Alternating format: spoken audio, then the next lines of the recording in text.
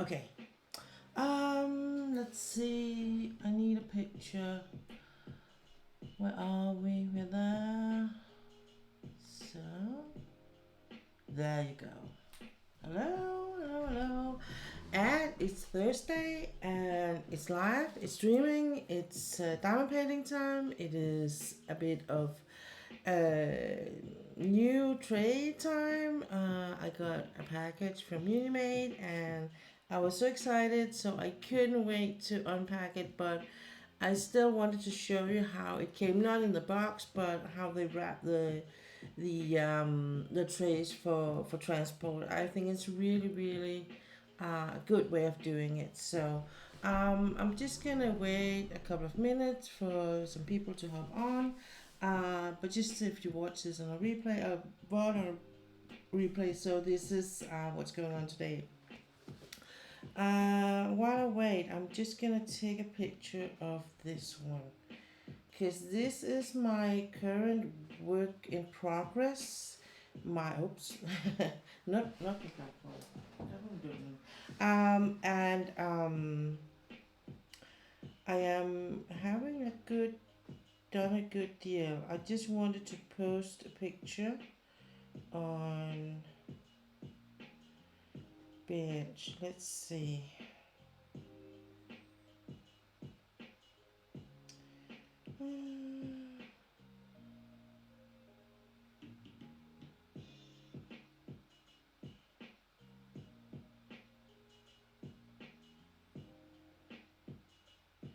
I'm gonna do like this and put this on and gonna write update on progress. Hey Eula, welcome in. Thanks for stopping by. I'm just gonna update a bit on Bench Bass Discord.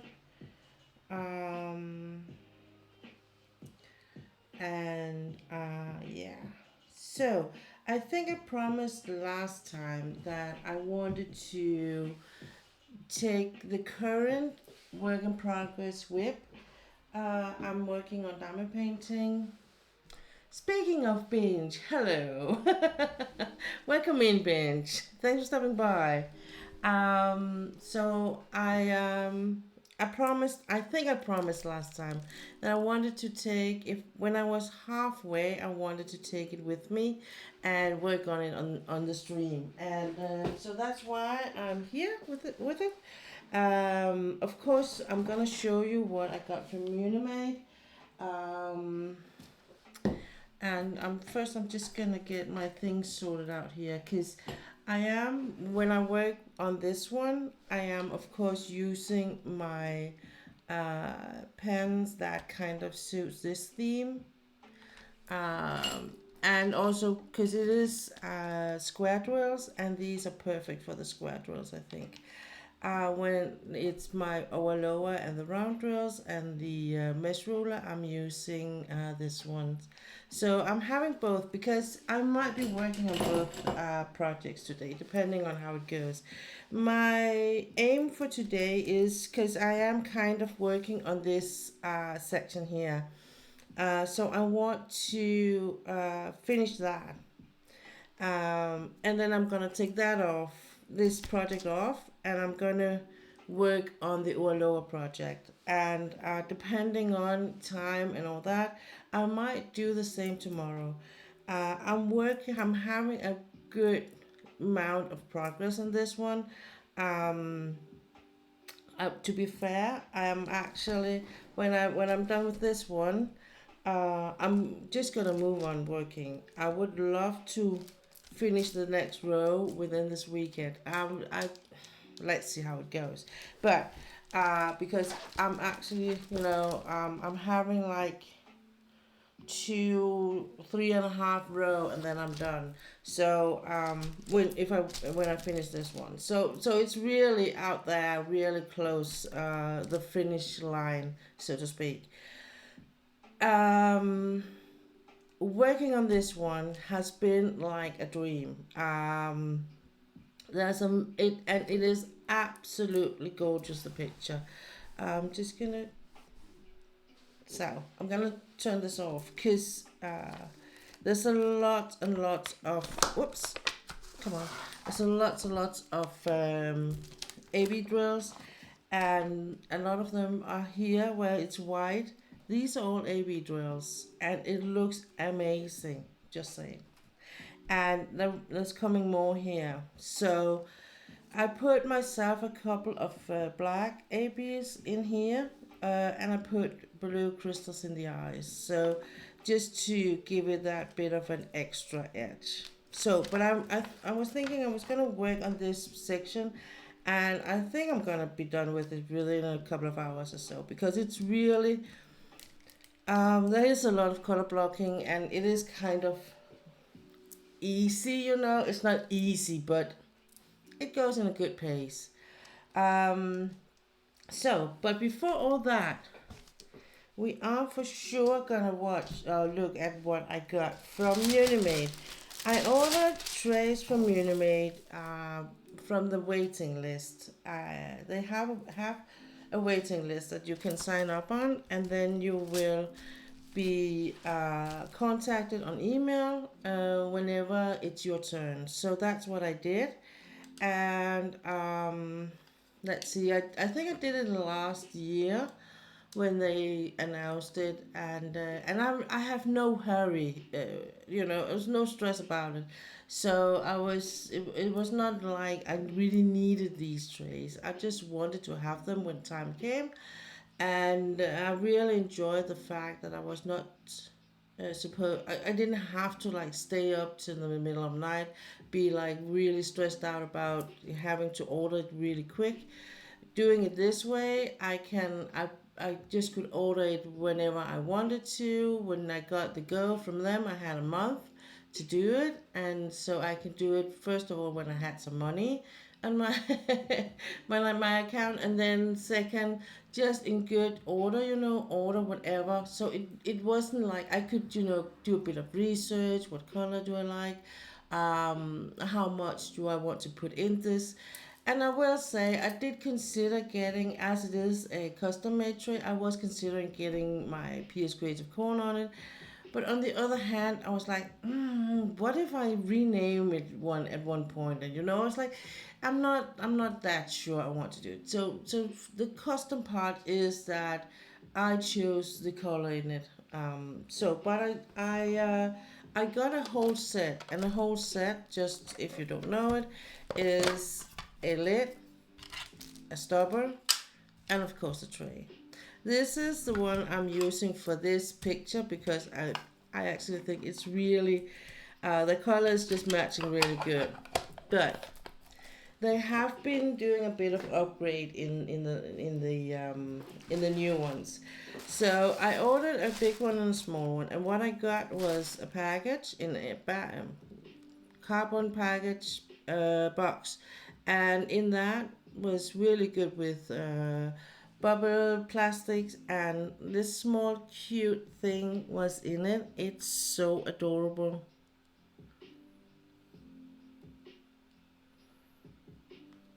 Let's see where I there. This is just the cutest little penguin. That this is gonna be my kind of, you know, the stream mascot, I think. It is so cute, and it's just gonna stand here. For now, I'm just gonna have it placed on my table just right next to me. So it's just gonna be here, and making that cute squinchy face while I work. So if I ever get a bit tired or sad or anything, I'm just gonna look at that and just feel happy again. Then I got of course their business card where all the socials are on. I get a thank you note, and I really like because it's of course it's something you get pre-printed, but I like the fact that I do write a personal greeting on the back. It says, "Pia, thank you for your custom," and then custom ordering, and then a heart and the M for Munimade. And on the card says, "Thank you so much for ordering from my small business. It is my wish that your order can bring you even just the slightest bit of joy and happiness today. Enjoy your new goodies. I really like that kind of things. I'm a sucker for it. I admit it. That is something that makes me buy a shop at a shop again. So I'm gonna show you this one. Um, these small stickers, I just love them. And you know, it's just these small things that makes, like, this one has the one with the rainbow on it, and yeah. Then so it's always packed in these zip papers, and then it is bubble wrapped. I really like that. So all this is put in a cardboard box and packed separately. So this tray will not, you know, get hurt on the way, because it's a long way from the States to Denmark. So this is a tray, and I have decided the color. I think this one is called Mermaid, as I recall it. It is a color that is changing a bit as you flip it against the color against the light. But so, and then the stopper for it, and at the end of the stopper there's these small stars on. So, and it is just I have decided these kind of changing colors because I thought it was really hard to settle for one color. They're all looking really amazing, really beautiful. I will say that I really like the new designs here compared to the other one I got. So I really like this one. It's got a bit of an edge here. It's not like it is an edge. It's more like just a, you know, decoration. So I really like that. So that was the one of them, the small one, and I'm for sure gonna use it. What I think is hard for me when I decide colors is that thinking of what uh, is a good thing to. Hey Gina, welcome. Thanks for stopping by. Would it be good to have like a black tray? Well, it depends. If I have more than one, it could be, because then I can use the black with the light colors, and then I would have a light one I can use with black colors or dark colors. But so this is a kind. It can be a bit dark, and it can be like if you have the purple rain shades, it can be maybe a problem, but it is something I sometimes think about. And then I like to use a white one, just, you know, because they're so like neutral in a way. Okay, so, and then I got the big one here.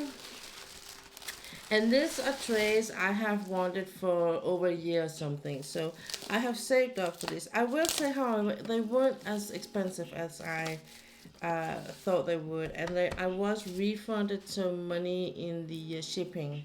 So it was not that bad. But they're really nice.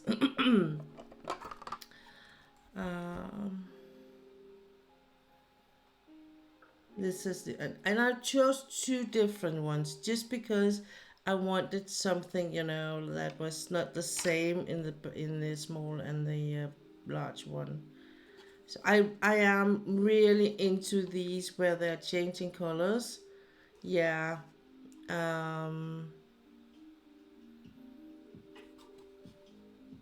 This is by far my favorite of them. Oh, there's a bit of here. It's okay. And the lid for it. And the stopper.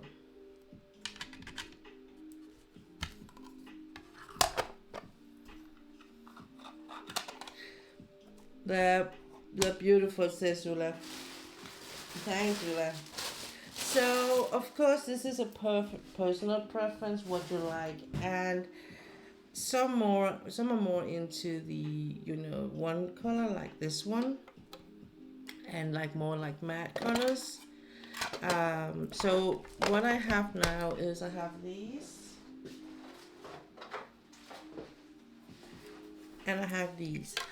These two were the first one I ordered just to get, what is the big one, what is the small one. It was, I think it was just before Halloween, or it was during the draws and chills or something, and it was up for. I ordered this just for like a winter tray. But as I didn't know what I would get, I was like, I thought it was a lot of money to pay for a whole set. So that's why these are like just the basic ones, you could say. And then this one I got with the Alma the Cosmic Witch I made last year for from Munimade too. I made from Draws and Chills. I really wanted a set with the whole things. Um, for for the longest time. So I'm really happy about finally getting my hands on a set.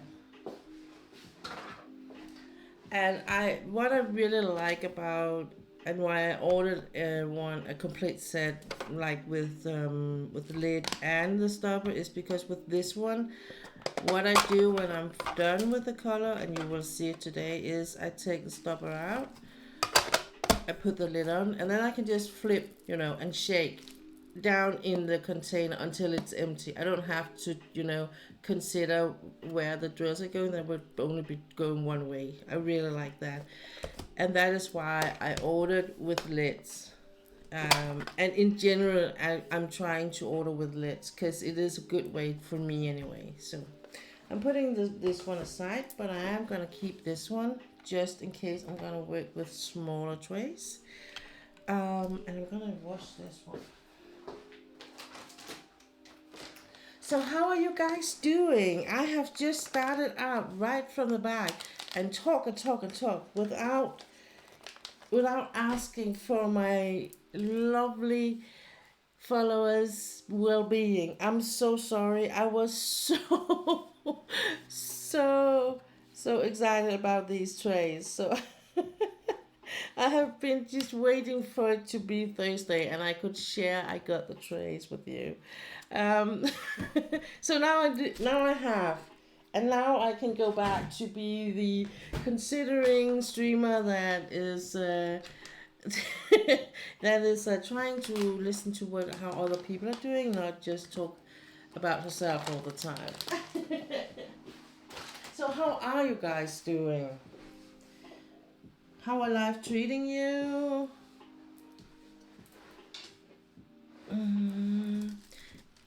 And I am going to work on this one for sure. So that's what I'm going to prepare for.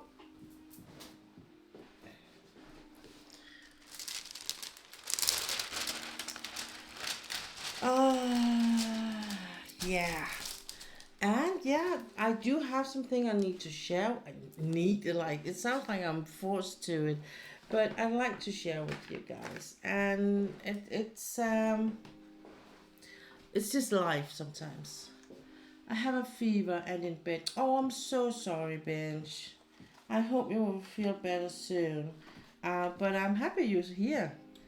Then I hope you will feel a bit better being here and being entertained by me. Ula's doing good.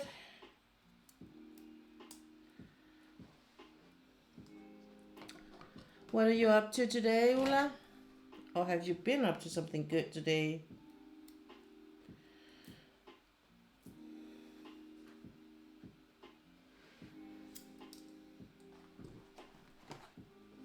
I'm waiting on a package from Stila Chicky. It has arrived to Denmark. It is kind of stuck in customs. I really hope they will release it, but it is because it's a present or gift. They can sometimes be a bit more delayed than if I just like this one. It just came and told me on my postal app that I had a package from Munimade, and I was going to pay for the import tax and the duty fees, and then it would take 2 to 3 working days for it to get here. So you would have been to school to be a wiser lady, And now she's just being creative and crafting, I guess. Yeah. Can you type out the name of that trace for me, PS? Of course I can. Of course I can. Hang on. It's the word. That's a name you're never gonna be able to say, I think, Vince.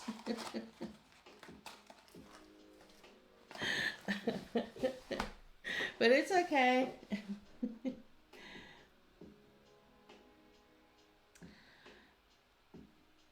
It's called Munimade. Oh, not like that. Munimade.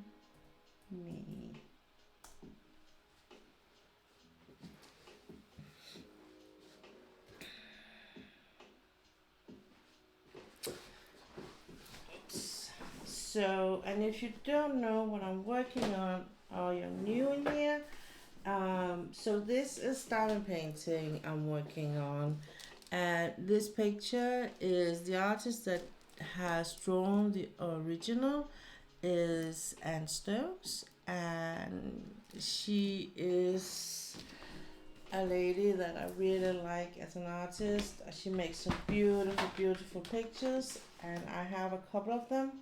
I've already done one, and this is my second, and I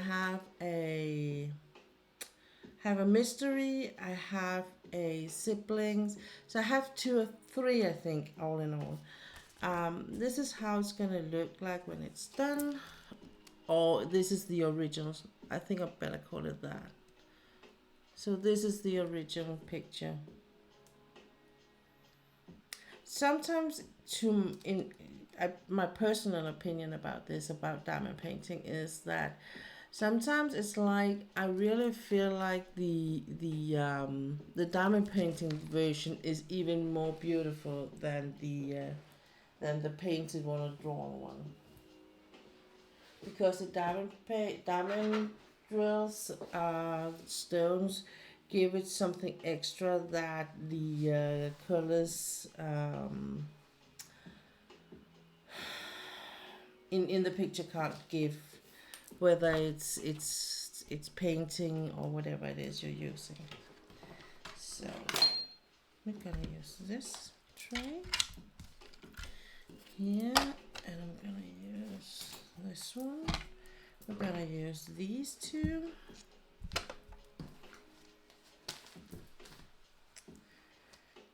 And I'm gonna remove these. So, my goal for tonight is I'm gonna work on this one. This section.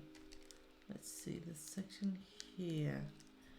So it is actually kind of halfway. A bit less than halfway.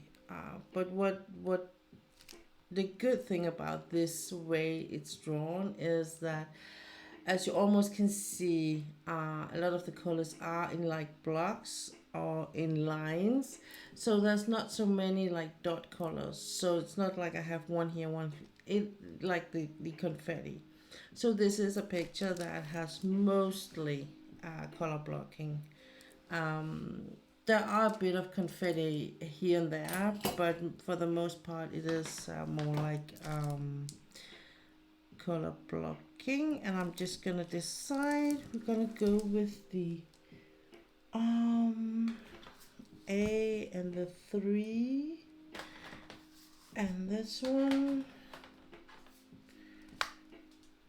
because 2, did I do the 5 last night? I think I did. Yeah. I just saw a couple of them. Okay.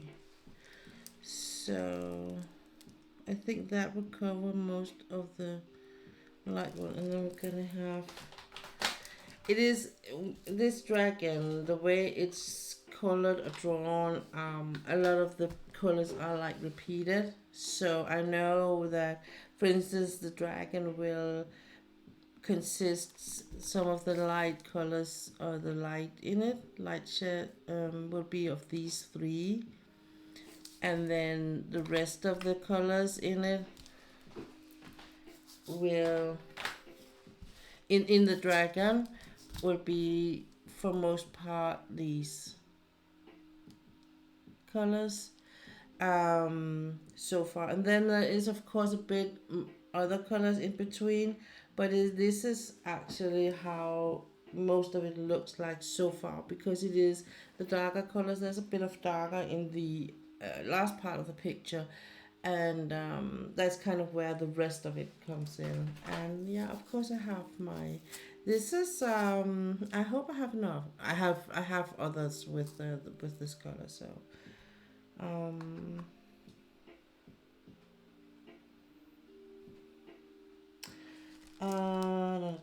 and then, so I have actually, when I started the picture, I had a lot of extra bags with colors in these colors. They are all now used, and this is what I have in this.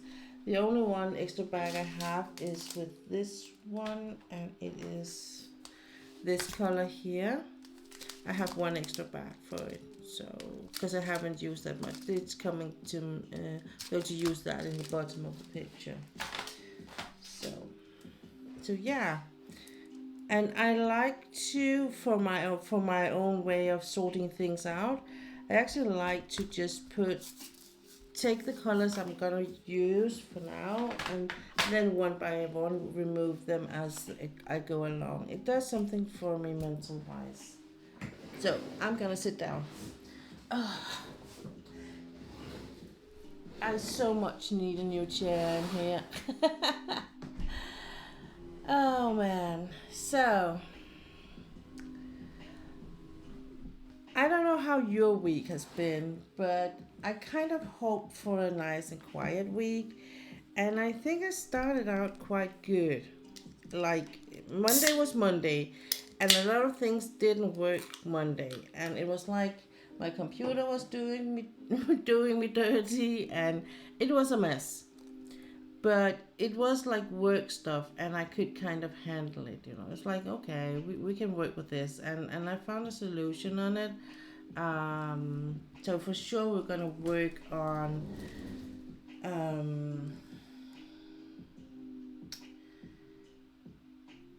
hang on. I said I couldn't.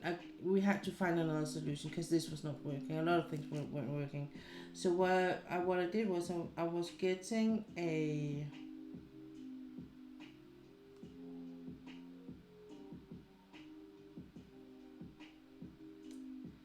Hang on.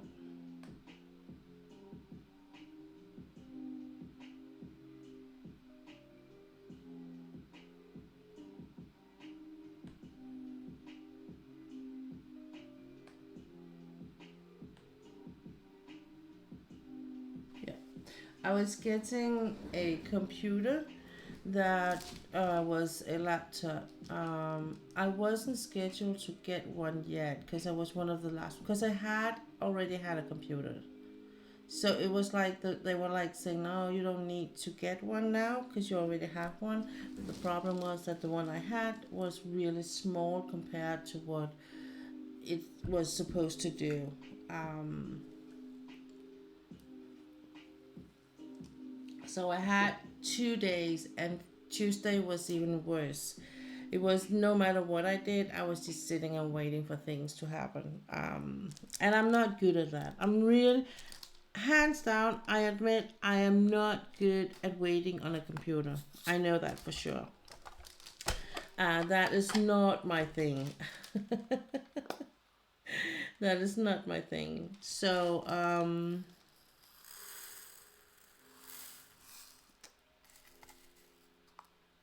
I was promised to get one on Wednesday. Wednesday, the workplace where I work, it was our birthday. We were celebrating the seventh birthday. So my workplace, we're really young. It's a young organization in many ways, but it's still. We were talking about when we turn 10, we're gonna have a big party. But for now, we were celebrating just with the people working in the administration. and we were just gonna have some food, some cake, and some chill time together. And it was supposed to be good, and it was good. It was not that. And I could get the computer that day, and we could do a bit of setup, so I could just go home and plug it in, and be going doing all the things that kind of, I have a lot of tasks or things I need to do. That's kind of the pile is just growing. And I feel like I get more and more stressed out. I really need to get going. So, but of course, this was not, it was not going to happen that way. So, but I did get the computer. That was the first thing, and that was.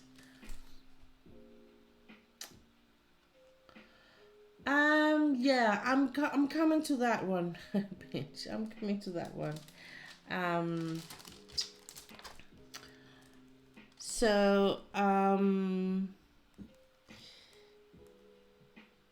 so I got the new computer, so that was good. And as arrived, I was at the doctor. I had a doctor's appointment. I'm going to talk more about that, because that meant a lot of things just kind of, yeah, changed for me. But when I arrived at my workplace, uh, my boss said, the you did order for it to get here 11 a.m., and I was like, yeah. And he said, then it was 11:20, and he said, we haven't seen any of it. I was like, oh shoot. So I called the butcher where we was gonna get the food from, and he was like, I don't see any notes where we were going to deliver any food for you.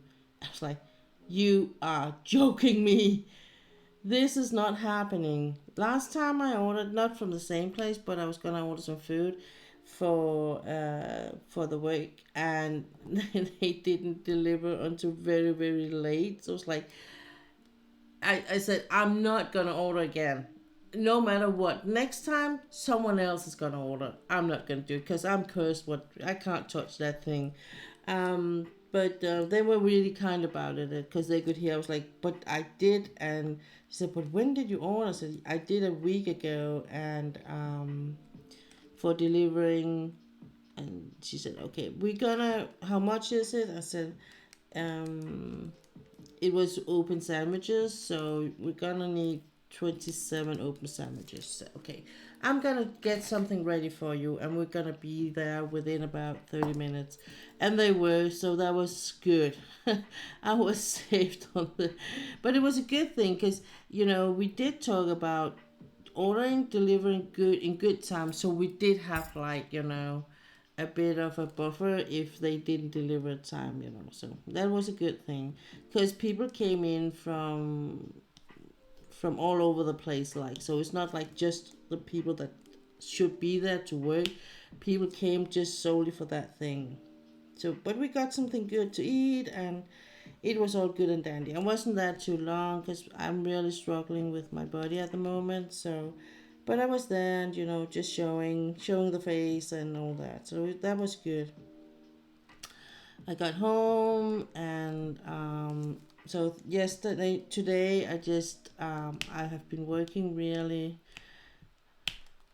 intensely to get the computer to do what I wanted to do and all that. So, but yeah, so it's all working now, and hopefully next Monday is gonna be like back to normal in so many ways. We hope. So that was my week.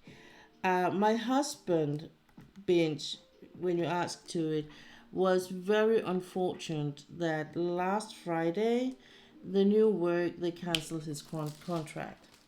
So he actually hasn't got a job, and he hasn't got a new one yet. He has been to a meeting about a new job, but they haven't quite. They said yes, but not. They haven't, given him a contract or anything yet. So they wanted to do some reference and stuff like that. So it will take a bit longer than expected. So he's still waiting on that part. So unfortunately, we are not, home free as we thought we would be. Tomorrow, the old work has deadline for answering for a settlement, or a answer whether they want a settlement or they're going to court with us, or with the working court we have in Denmark. Um, so yeah, so we are in between with a lot of things, unfortunately. Um, and to be honest, it is hard. It's not just hard on the because it's hard financial, because it is, we are not getting at all what we will usually get in, so we have to, hopefully we will get a settlement date and an amount, so the people that we owe money knows that we can say, well, you will get them within 14 days or something if we get over the day we should have been paying the bills. um but it's it can be a bit of a stress factor. It does tear you out. You get tired of worrying, so to speak. And I'm not feel I'm worrying, I'm just feeling like, my husband is not in balance, and when he's not in balance, I'm not in balance. So we're both working really hard to keep the balance in our relationship, and that is that is a struggle sometimes. But it's, I think, when we will look back on it in in 6 months or so, we'll just be okay. We did struggle, but we did manage after all, because we still know how to talk to each other. I mean, it's not like we have a perfect marriage, because we don't have, but we have a good solid one. So of course we have the ups and downs. I think all relationship has it. um, and especially in what we have been through the past month, going from, oh, good and dandy, and now we're just like put in a hurricane where everything spins you upside down. So on top of that, I was to doctor's appointment, Wednesday, and I've had my blood drawn last week, and I have also delivered a small sample of urine, just to get your bladder checked and all that. And so it was like a overall health check. And my I have the sweetest GP, and he said, before we go or dive all into all the with the blood work and all that, I, as a doctor, need to ask you how you're doing. And I was like, don't ask me. I said, well, you know, first, my husband get fired, then his son, he is in a car accident, then my husband's, we thought he got a job, then he didn't have a job. So now it's a bit of a, let's say it's a roller coaster, and of course it does, it taunts a bit on the resources. So he was like, okay, I can see why you look a bit tired. I'm like, thank you. That's what I needed to hear. Look tired. Oh, he's really sweet. So he looked at my blood work and said, well, you get all the fallen acid, and your vitamin level is good, so that is not why you're tired. So that's the overall is showing good signs. Where it doesn't show that good signs is that your blood sugar is really exploded, from last blood drawn to this blood drawn. And if I look from the past 4 or 5 you've been, yeah, given, then we can see it's like rising, but slowly. But from last one, and this is, I think it's about a year in between the blood. I usually get it drawn with a couple of year to 2 years in between. Um, so he was like, so we need to do something about it. And it shows it's so much that it also shows in the urine sample, and your cholesterol is also a bit high. So I am now official a diabetes 2 patient, and I am on diabetic medics. We're trying out, I'm going to try out some pills, and then we're going to see how that works. And if they can help regulate, it's good and dandy. And then I'm going, and it's gonna be like this forever. I'm gonna take the meds forever. And then I am so on some cholesterol lowering medication that is the same that my husband gets. So we were like laughing a bit of it. I said, "Oh, so how many I'm gonna take?" I said, "So I said, oh, I'm gonna take one today." So yeah, you have to make a bit of fun of it, because otherwise it's getting too dark and all that. My sister in Manchester was, "Oh shoot, and how are you doing?" I was like, I kind of thought, I think I'm mental and emotional. I knew what way it was going, because I had a bit of a warning with the latest blood drawn, and my GP was like, this is the way it's going. Maybe you can keep it down, um, with your diet. But I was not able to. And then I was in reading a bit about it. I did a lot of research on it, and the reality is that this is something that probably is I got in my genes, so it's a genetic thing, and I can have had this coming like since I was 30, and it's just now it's just like shown surfaced in full force. um so yeah, that was kind of just on top of everything. And so I'm going to, and my doctor's like, yeah, then you need to go to the eye doctor, make an eye doctor appointment. You need to make an appointment with a my foot lady. I was like, I already have those, as things are going on. The good thing about it is I get it gets really cheap for me to have these things done now. The eye doctor is for free, but my feet I usually pay around 500. Let's see, what is that in what is that in pounds or dollars? Hang on, I'm just, oh shoot, sorry, that was not supposed to happen.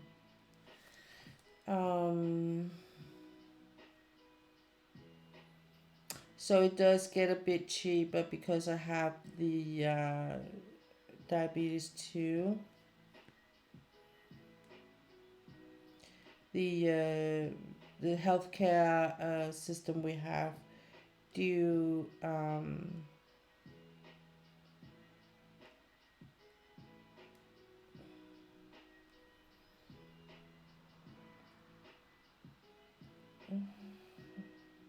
so today I pay about $73 for getting my feet done, and that is in pounds. That's 57 pounds, right? About 57 pounds. And that is gonna get like, it's gonna be like, I think it's about,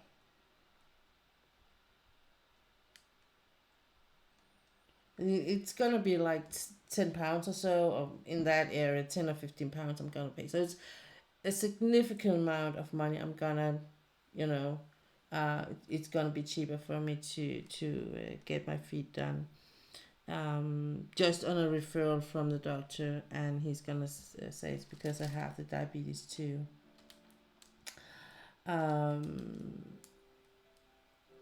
Then I'm gonna get my blood drawn and my urine checked again in 3 months. And we're gonna see how the medics are doing. If we're gonna adjust a bit, hopefully this will. I mean, maybe hopefully. The thing is that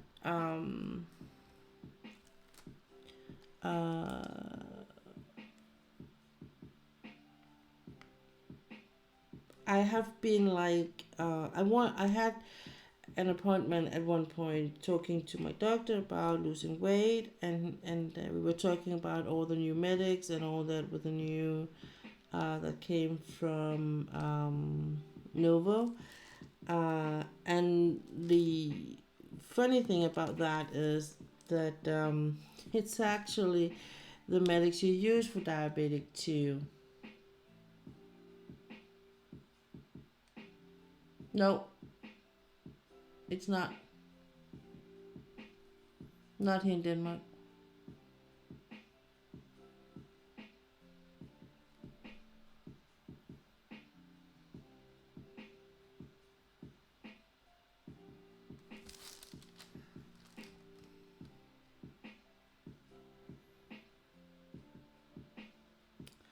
Um,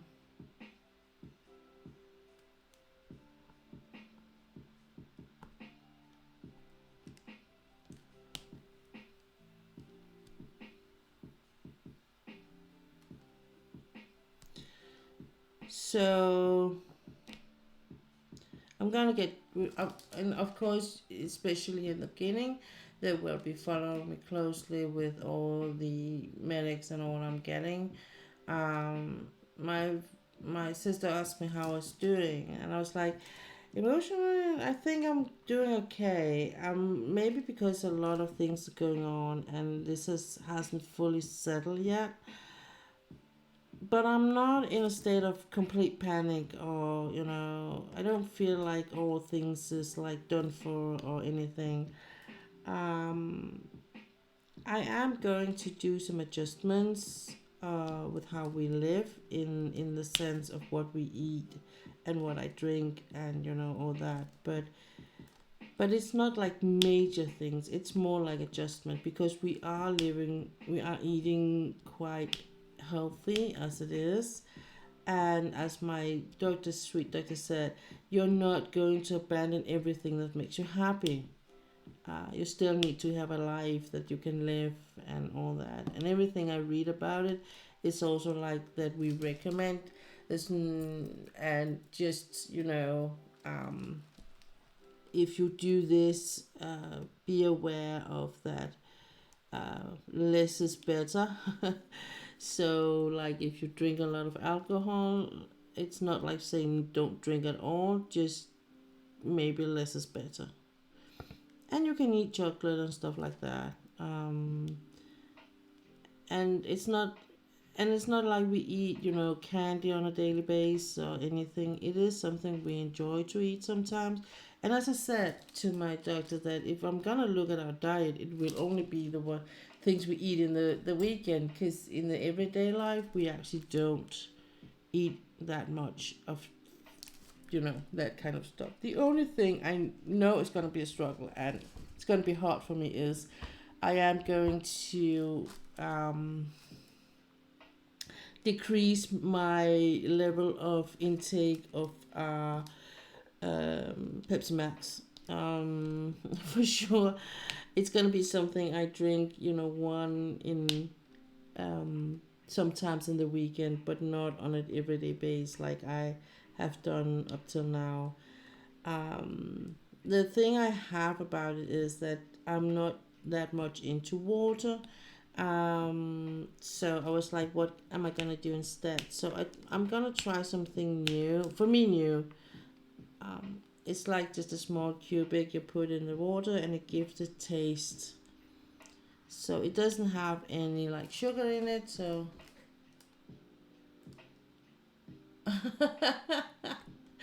thank you, Ulla. Ulla's hoping that the good things will soon turn to our favorite. She thinks we deserved it. Yeah. Good things will come to us. We just have to work a bit harder for it, I think. Eventually it will happen. Um and I mean this could I'm not I this wrap up about my diabetes thing. This could is like a gene thing, so I could have been like this could would have happened anyway, no matter how I have had lived. So in that sense, like my doctor said, he had patients that were like almost underweight and they were still like high cholesterol, diabetes too, and high blood pressure. So it does not always have something to do with how heavy or not you are, you know. So um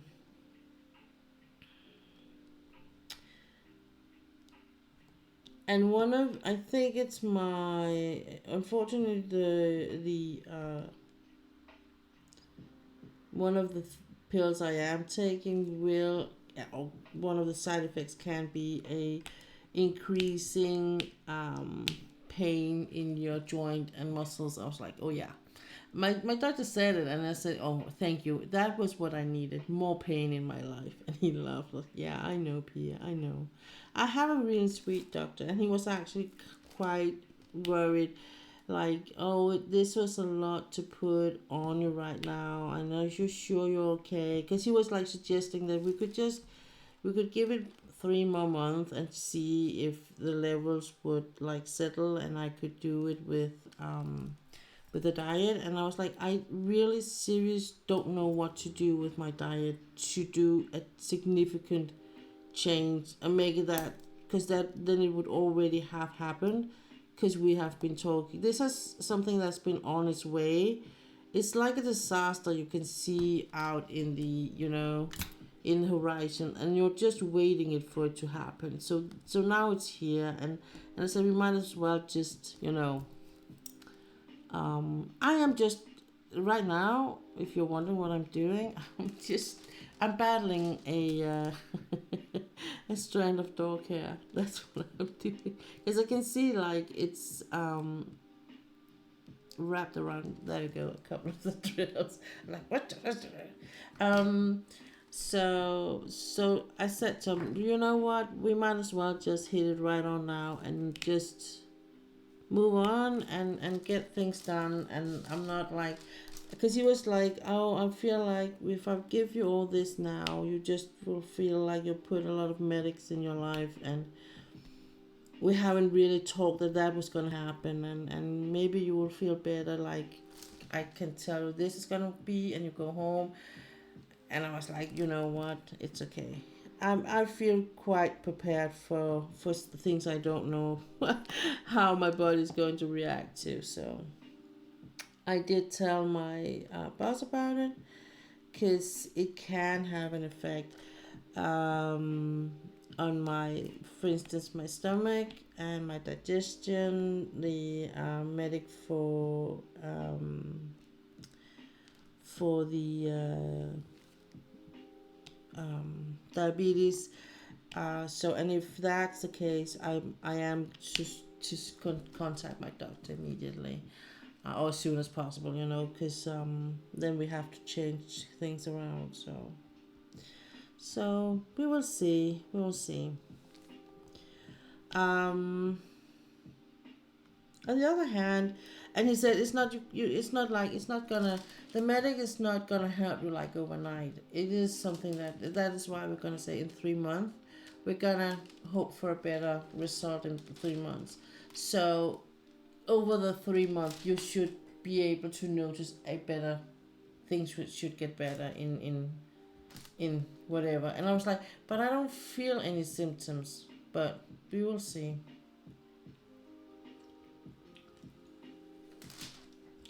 The thing I was talking about is water drop, and I have seen them in some ads, and I'm gonna try it out, because if that can make me drink more water and get me hydrated through the day, that would help.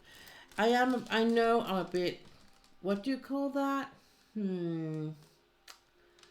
Sensitive about water, tap water. Because if it's in a bottle, for instance, the you can buy it in half-liter bottles, or liter bottles, or 2 liter, I think. Um, I don't mind, just as long as it's cold. So if it's in the fridge and I can take it from there, it's good. So I do, whenever I'm at the office, I do drink a lot of water in there, because I can just take a bottle of water and then, you know, go and have a sip of it. And that's all good and dandy.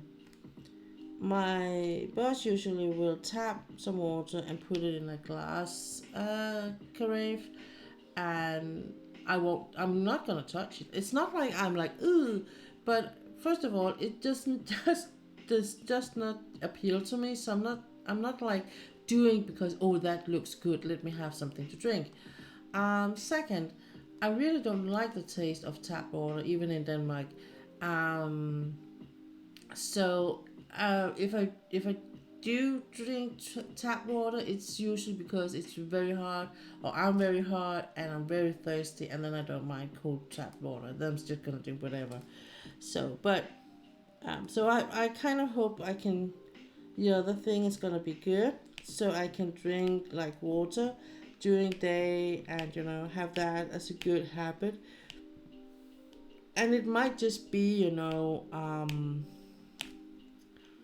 something I can, you know,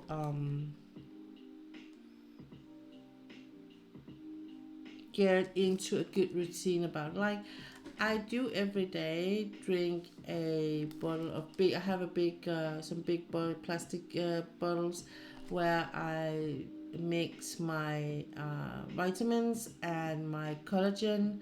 I have both of them in a powder thing, so I just need to put some water in and then shake them, and it's good. And it's I can use that, but it's not enough. I need to get more hydration. Um, but that's on half tap water and half of bottled water, and sometimes a bit more bottled water. Because and I think it's of course it's a lot about my brain and how you think things sometimes, because I think it's something to do with the fact that in a lot of the places I've lived, there's been a lot of the taste of iron, or um or taste of chalk almost. It's like ew. Um, I really like this pure soft water taste. So yeah. Um, so that was a bit of more project and whatnot. Um, but yeah, well, I really hope things are gonna change around soon. I think the thing that will make it a really big difference is my hubby getting a job again. I think it's probably be something that goes really fast. Suddenly, he will be like the last time. You know, um, he will be going from not having job overnight almost. But for now, it's just like we're walking in between things. And I'm trying to keep the spirit up for him, so he's not, in I hope in a good way. I don't want to, hit him in the head, like make him feel bad about not having a job, but I also don't want him to sit in the couch doing nothing all day, because he is an incredible person and I love him so much. But he can drive me completely insane. I am a very sensitive person, and he is like a spirit lion in a cage, in a spirit cage. You know when you see wild animal like pacing back and forth in front of the cage. That's how I see him. Or inside the cage, that's how I feel him. Even though that he's just sitting in the couch playing PlayStation, but he has such an unsettling and like bags of ants in his pants like thing going on, and he's not moving like, but it's his whole energy that's like that, and it's of course a bit of frustration and whatnot, but it's still like man. So, like I said, why don't you go and do some of your unfinished projects you have going on here? So I think you might be doing a bit of that within. I think it was like he when you think you have job, it was like the plan was he was going to starting a job Monday, and why start on anything where you will have a job anyway. So, but for now, it's like, well, one day takes another day, and I'm like, you might do something with the days you have home. As I said, as much as I love having you here, and some things are more easy when you are. I'm looking forward for you to get to job, and I can get back to being having the house for myself in the in the hours of the day. But and I said, if ever we're gonna retire, I'm telling you, you need something to do in the day, in the hours of the day. Um, that is more than PlayStation, that's for sure. Oh man.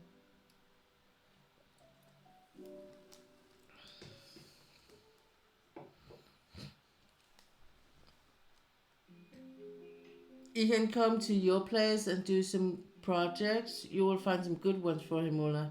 Yeah, yeah. But you see, I can't just leave and go with him, and I'm gonna miss him, and he can't just like drive back and forth every day. So no. On the other hand, no, I know he is working on, he still have some contacts that he's just need to work on them, and he's like, when I asked to it, he's like, oh, but I'm waiting for them to answer. I'm like, maybe you should be the one calling them and say, hey, how you doing? Did you have anything? What's new? There's been a couple of days, and what's going on? For instance, like, um, so, but I think just in a lot of ways that the boss that did fire him had cost a lot in for us in money and lost time of work, and all that. So yeah, so that's also what the settlement is going to pay for, that for the 4 month they actually owe him in salary. At least that's the 4 month, but we will see how things are turning out. I hope that when we reach the weekend, we will have like a answer for a lot of things, and a lot about the future, and just cross the fingers that it's gonna be good things of future. Um,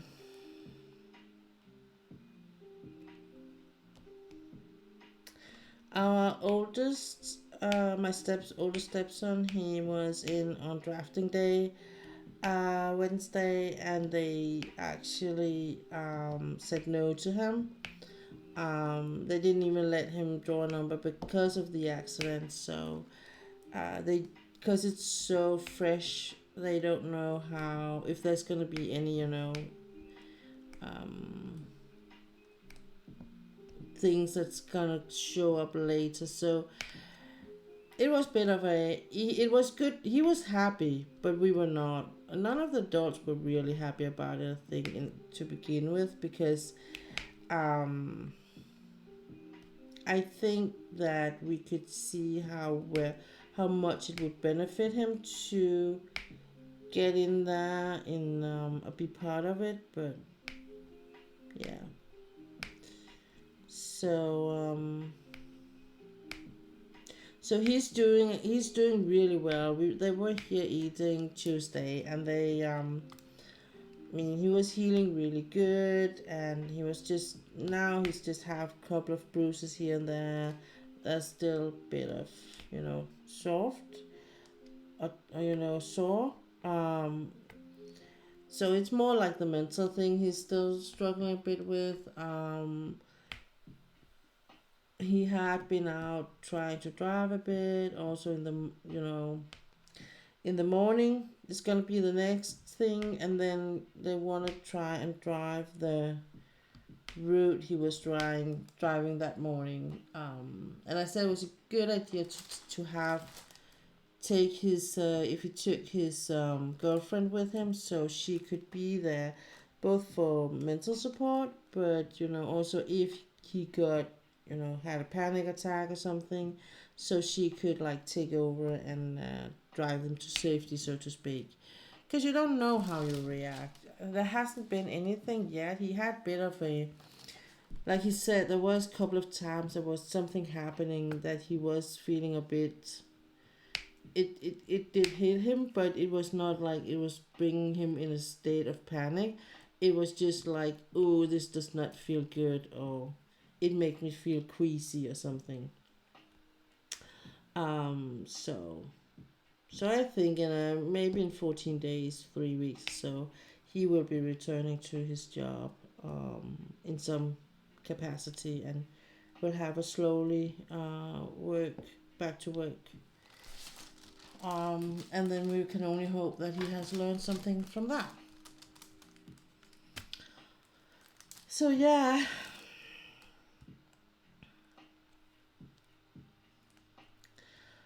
But all that aside, it's all good and dandy here. um, I have been working on the cross stitch a bit more, and it's going really good. I am working on the confetti part, really deep in confetti at the moment. So it's just like, yeah, small portions of colors is being swapped around, but it's all okay. Um, and I've been working on this one, of course, not as much as I might have thought in the beginning, but I'm still doing okay. Um,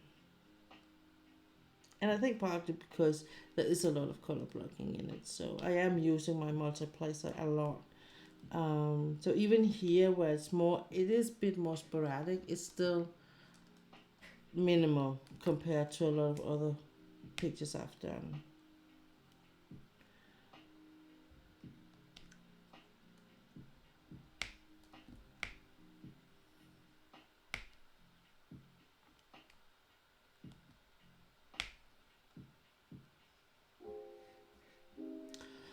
And I started a new game. Excuse me. Oh, sorry.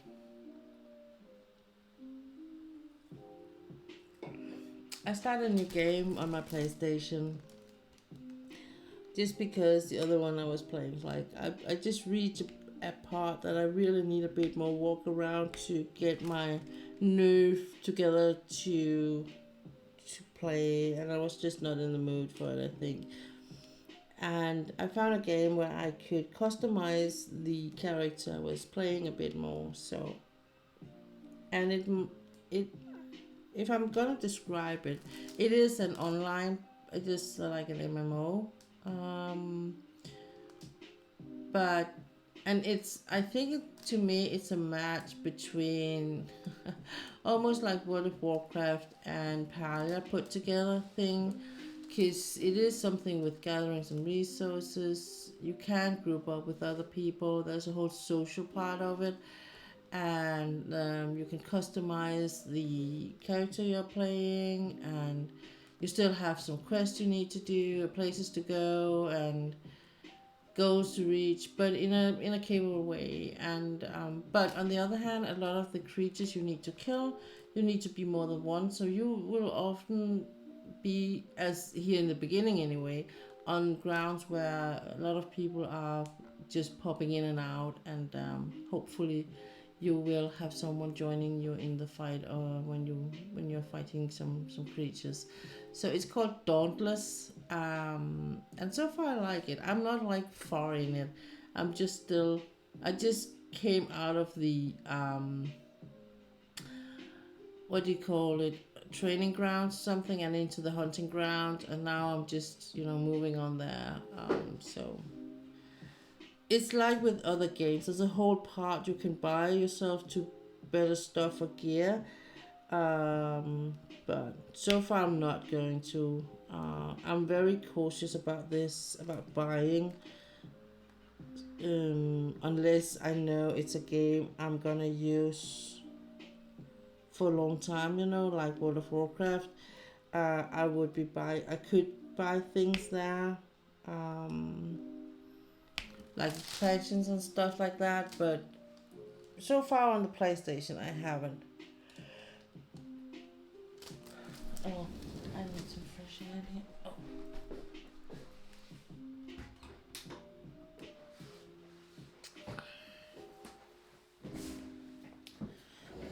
But to me, also, like a lot of the PlayStation or the gaming thing, it's just also a matter of getting acquainted with, how the controller works and what's possible, what's not possible, what I like and what I don't like. What I do, what I do observe, no, what I do feel when I play is that I can't play for a long time, because it is a bit of demanding for my fingers, unfortunately. Because you're using, you're using your fingers on the controller, so you're making this motion, or you're making this motion, and you're using your thumb for the four buttons also. So there's not just the joystick, but there's also the four buttons on each side. So to me, remember, I'm an old lady here. So to me, doing these things, I probably am a bit more, using a bit more strength and a bit more tight in the movement that the young people are, because they have been doing this longer time than I have. That's what I think of it anyway. So I'm just kind of doing it in small portions, and whenever I feel like, after an hour, for instance, then I can feel the pain in my thumbs. So I'm like, okay, now I need to stop, and I'm stopping, and I'm then just gonna put the best thing I can do that is not making my hands hurt when I'm having a bad day. That's actually cross stitch. Uh, so so that's probably gonna be one of the things that, like, I have said this before, but like it was a possibility, but it's getting more and more a sure thing that I am going to, in the future, work on changing things around. So this is going to be a secondary thing, the diamond painting, and probably it's going to cross stitching is going to be a primary thing due to my hands. As long as I can do it with my fingers, so my arthritis is not making my fingers all crooked and all that. I'm good. Um, and of course, if that should happen, I'm just gonna find another thing to do that I can do with whatever my hands are like at that point. But I think if my hands are like that, I'm not working anymore either. So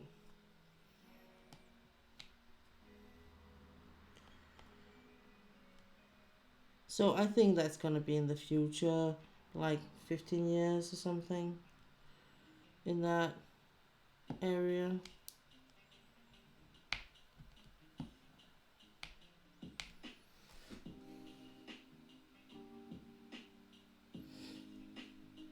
So if you're just hopping in, I am working on my diamond painting picture. It is called Snowdragon by Anne Stokes, and it is a square. It's a square one. It is one with square drills, and it is a 70 by 90 centimeter, and it has, oh, how many color are there in this one? 43.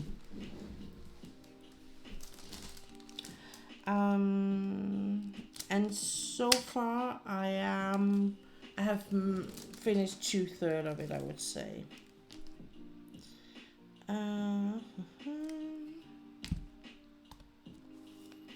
And I have loved working every part of it.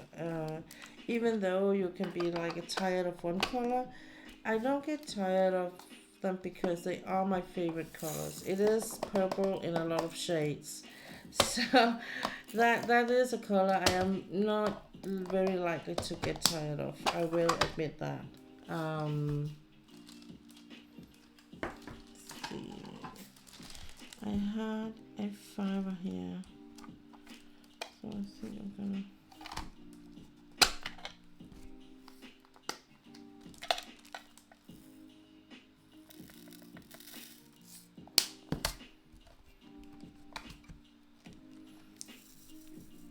So you see, even this one where it's kind of, it might be a bit dark, the tray in the color, but you can still work with, and it's purple, but you can still work with the other shades of purple in it.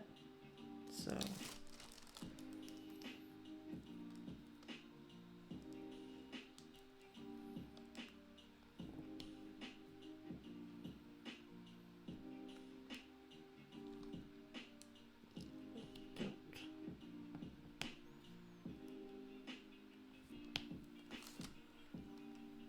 Okay. Then I have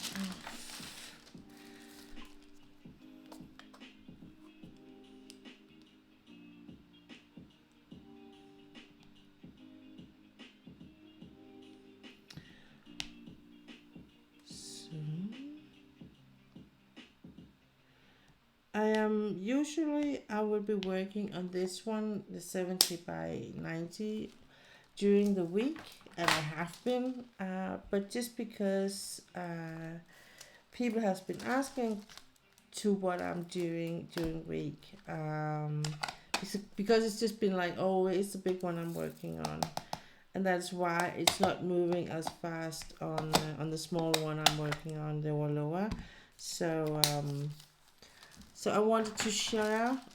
I wanted to share with you how far I got, and last night I was so tired at the end of the day, so I needed to go to bed much earlier than I usually do, and just because of that I didn't get to do so much on my picture. So I was like, I'm just gonna do this section here.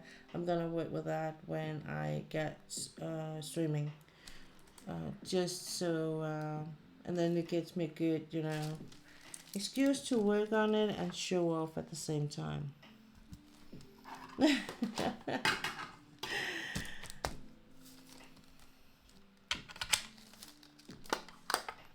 So as a strategy, I am kind of trying to do all the colors with the big tray and the big containers here, just because they usually will be the colors that are the most of. So, and therefore it will be like, it will seem like a lot when you put those colors down, and it will, for me anyway, more than often make it so much easier to move on to the next colors, because it's all, kind of in a frame. So some of it it's even like already like just a fill in the blank situation.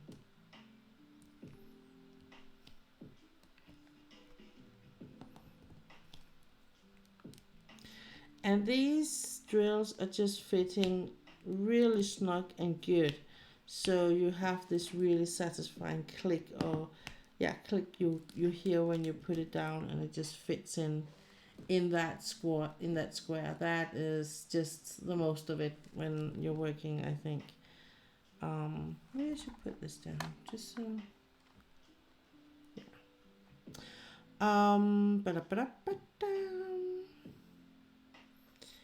What else? I think that's it for for this week from me.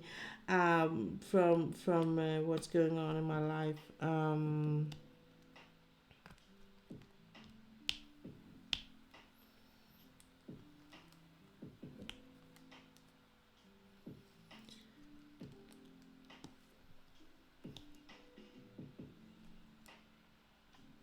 But that isn't that enough, so to speak. Isn't that enough?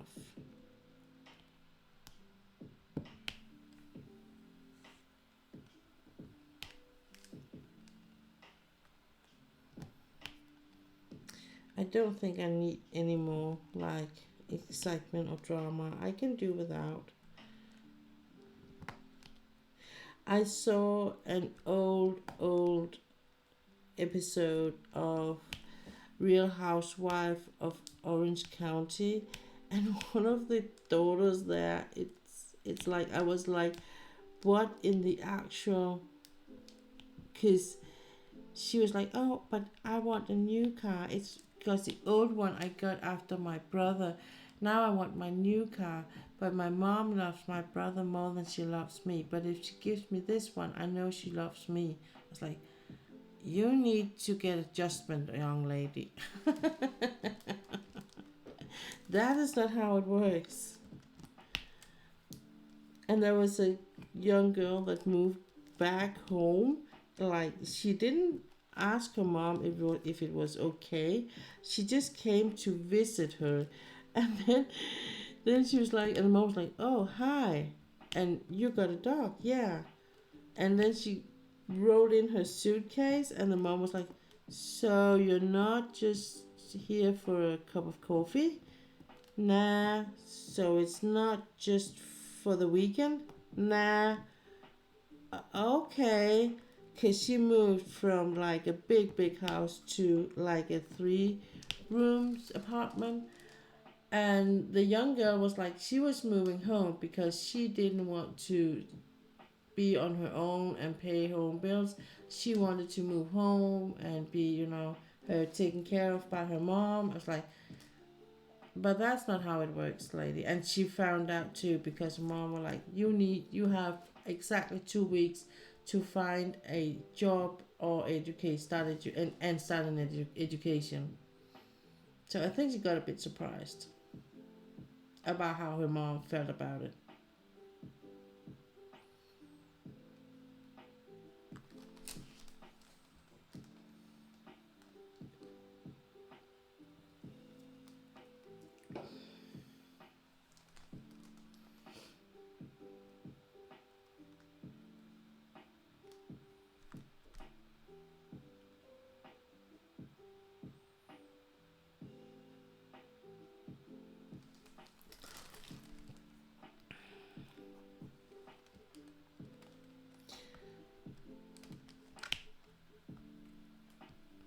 And I mean, and one of the other one was like she was a really young wife, um, and like she said, when you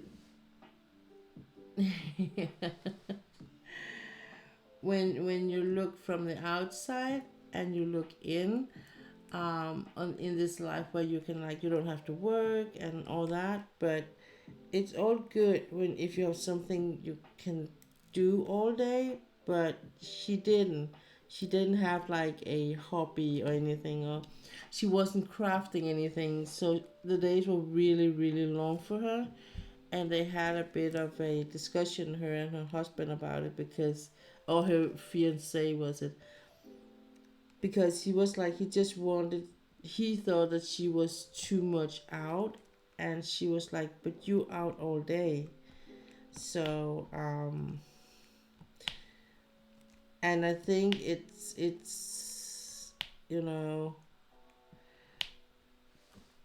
maybe she more fell in love with the idea of getting to be a housewife, and maybe he did too, more than making take a reality check about what you really want. Because she had a career before she met him, and she kind of just dropped out of it in a very young age. I mean, if it was me in the age I have now, it was like, oh yeah, I can sit and diamond paint all day.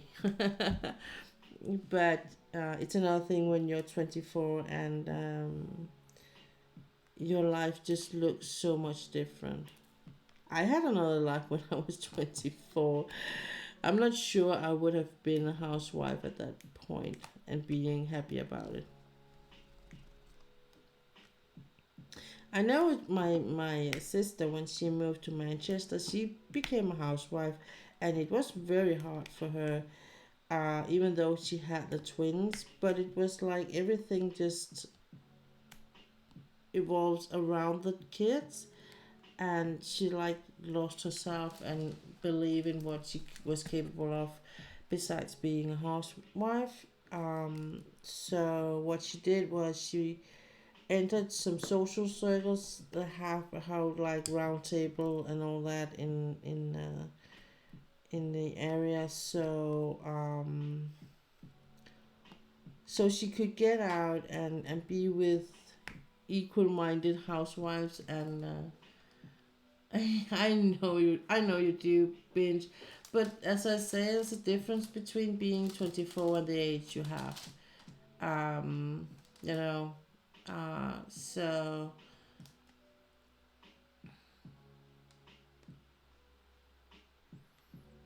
and like he in this episode he already have two kids from previous, and you know so whenever he has them, he does use a lot of time with them. And I know you're not 24, that's for sure.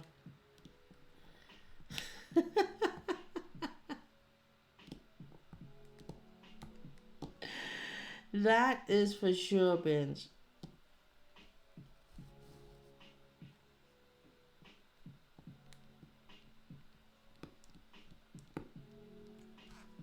Yeah.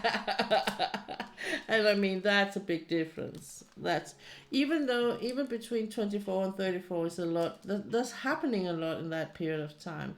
So that's just what I'm saying, you know. And then again, from your 30, from if you're just saying the four, from 34 to 44, that's also a big step. So that's in the span of 10 years, it does actually happen a lot. Um, so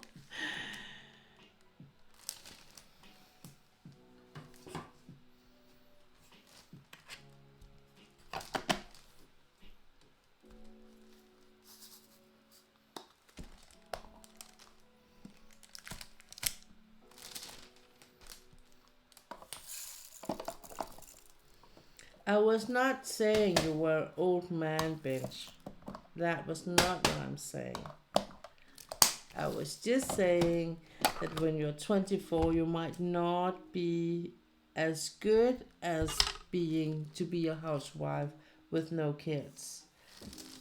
And even when you have kids, I bloody hope not. What does they say? You're only as old as you feel like, okay? So if you don't feel old, you're not old. That's the law about that. And that is the truth. So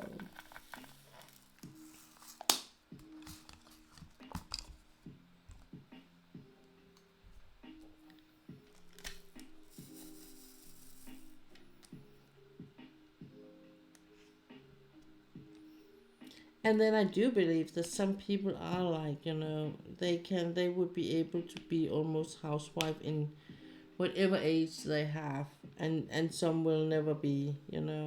Um,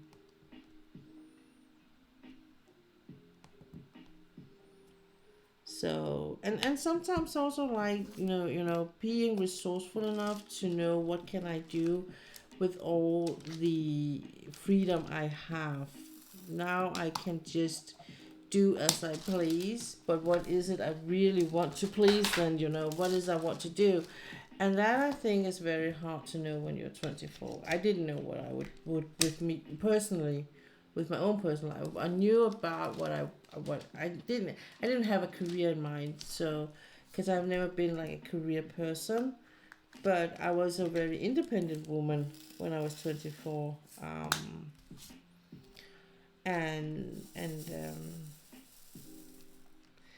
I had a very settled life, to be honest. I bought my first house when I was 23. So in that sense, you kind of just settling down really quick, because it's kind of it's like a given thing that you can't party all night. You simply just don't have the money for it, and I valued a lot of the time I had with my boyfriend and all that. And even though we had, there's a reason why we're not together today. We had a really or how do you call it? When it was good, it was really good. When it was bad, it was not that good. It was not like, it was not ever any violence, but we were really arguing and shouting a lot of each other when we were not agreeing. Um, so, but we still had some feeling for each other. I mean, it was like, even though we were arguing, and even though he was very, I think in a way he was like dominant in his own very subtle way, and the respect I had for him, I think it was kind of, um, I wasn't afraid of him, but sometimes I just felt like I don't want the argument, so I'm just gonna do, you know. And I was still very, very young. Um, and a lot of things happened when I was 24. I would say that the biggest thing and what had the most impact in my everyday life was that my mom died. Hot and cold, yeah, exactly, hot and cold. And that, of course, we had a very short period, my mom and I, a span where I, from when I was a young teenager or young adult till she got diagnosed with terminal cancer. That was a very short period of time. So the feeling I had was that I found it, finally we found each other, and we were like equal. We could actually talk to each other without being like shouting at each other, or me feeling she was just gonna kill my life or anything. So and I mean, my life got very intense when she got the diagnosis, um, and intense, I would say, in a way that it wasn't. I wasn't with her every day because I had my life. I was working, and she had dad and all that. But I was there a lot, and especially in the weekend, I would be there at least one of either Saturday or Sunday, and sometimes even Friday if I could get things to work around and stuff like that, or if my dad needed my help on Friday. So and I'm happy that I did it, because they couldn't give her like, you have 10 days left. So they were like, you can have like 10 days, you can have 10 hours, you can have 10 months, 10 years, we don't know it. Um, so it was like just getting the best of whatever we had left of time. So we did. And I think in a way that my gift to her was being there in the most natural way, even though she might speak of things that didn't always make sense. Or I know Dad was very worried because she had a bit of an emotional breakdown because some of the napkins were turning the wrong way and it meant something special for her. And I was like, well, let them turn that way, you know. You're not gonna get hurt, she's not gonna get hurt, and she's not gonna get upset. Let her have her will, you know, her way in that sense. Let the napkin turn the way, and she will be happy, and you know, just let it be. So, and that was a lot like my approach to it. Like whenever it's not wasn't hurting anybody, at least her, then let her have her way. Um, we went to IKEA, her and I, and did some shopping for their bathroom. Um, and had it was in the beginning of her after she got the diagnosis, and had the most amazing day shopping and all that. So and I had some really really good talks and with her, and some honest talks too. And she told me some things that both made me happy and also made me sad. Uh, but at the end of the day, I would say I wouldn't have been without that. It was really really nice and good. And why is this dropping so many frames all the time?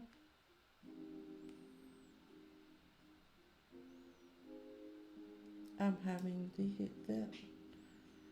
Maybe I should just. I'm gonna close. But if I close that one's gonna close, isn't it? Yeah, it is. So that I can't close. That one. OBS. It is the bare minimum that's running. Why is it doing this?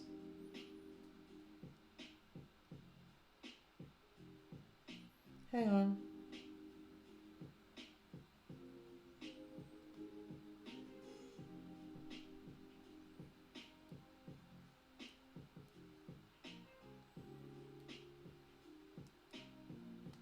Oh, that's nothing. That's this just I just remember that my other computer wanted to. Oh, now it's back. Hmm.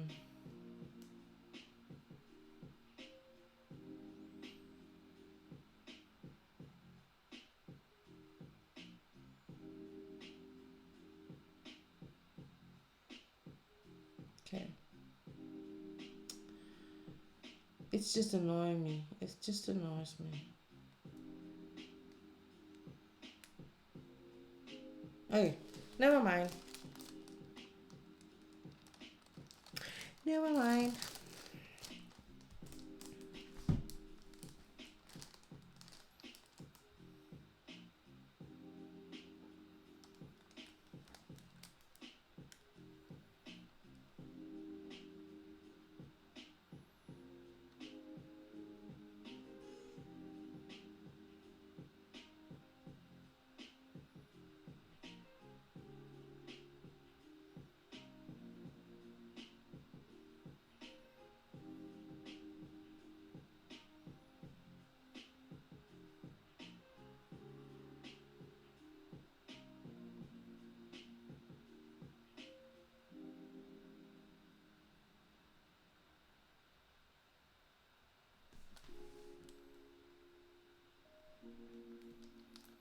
Ooh.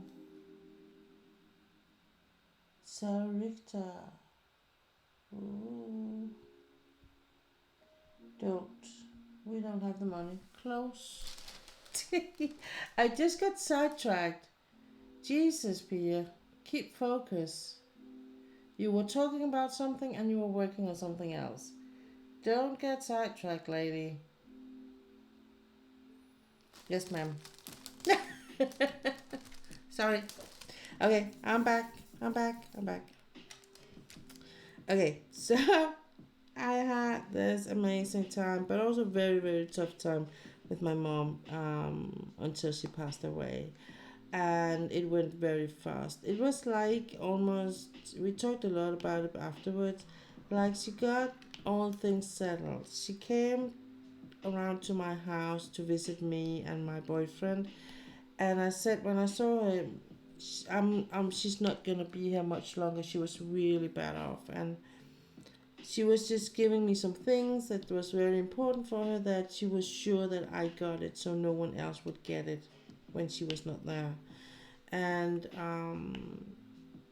you know, she was, I was kind of just, she was with she came with my dad, and my dad worked very close to where I lived at that point, and it was like an excuse just to, so I could look after her while he was doing whatever he needed to do at his work, and she could give me those things. And so I did, and he came back, and we had some lunch, and they left, and I said to my boyfriend at that point, said, I'm not, this is not gonna take long. It's gonna be 14 days or so, and she's going to be gone, because she was very tired, and she looked very, very weak, to be honest. So, and almost on the day I got the call. At that point, we didn't have any cell phones, so in that sense,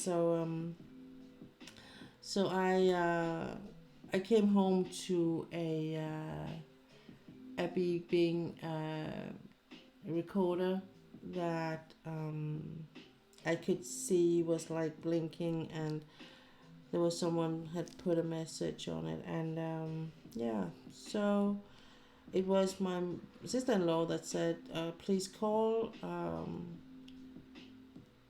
I think that's all she said, and you couldn't hear from her sound of it that something was wrong, but I knew it when I saw the blinking lamp, because I had an appointment with my mom and dad, that I was going to visit them that day after work. So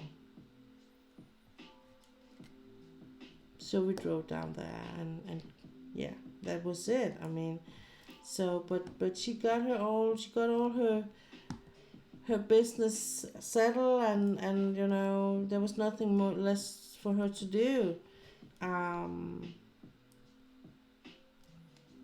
and in that sense, I think it was a beautiful way for her to go, because there was nothing unsettled, and she had already decided what to sing, how, where she was gonna be put down, or lay down or whatever, and buried. And yeah, so it was as orchestrated or as taken care of as it could be. So it was a bit more chaotic when it came to my dad.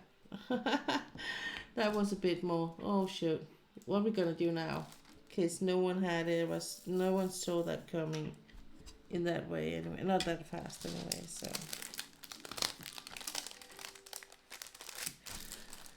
okay, that was a hard topic for today.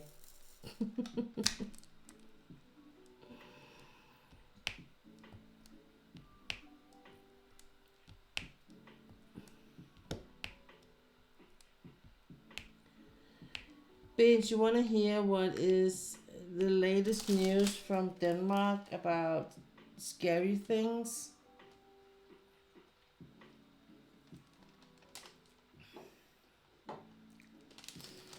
We have two top news at the moment. One of them is, and I know I will say for Denmark, this is two big things. One is that a 13-year-old was killed by a 17-year-old in it seems like it's in a rage of jealousy or something. He hadn't admitted to murder, but to violence when leading to death. The other thing is today, a 55-year-old man was killed on the road in his car when somebody chopped a tree, deliberately made a tree fall down, a big tree fall down on his car while he was passing. I was like, what? So that is what like we are doing here in little Denmark, where whenever we need something dramatic to happen, this is what we do. No, it's not. But it's like, I was like, what is going on?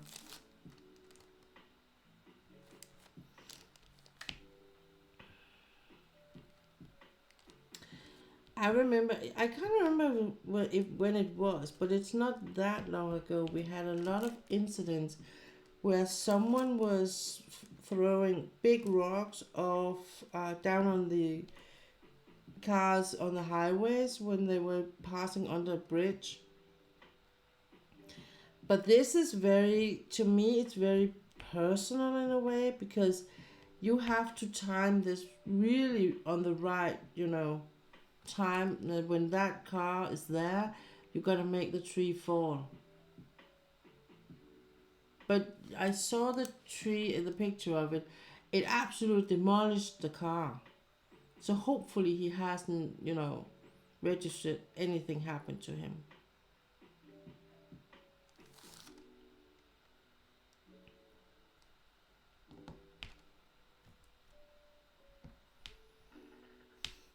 And the other thing with this 17-year-old, I was like, where are the parents? I mean, I know that girls when they're 13, 14, they can be a handful.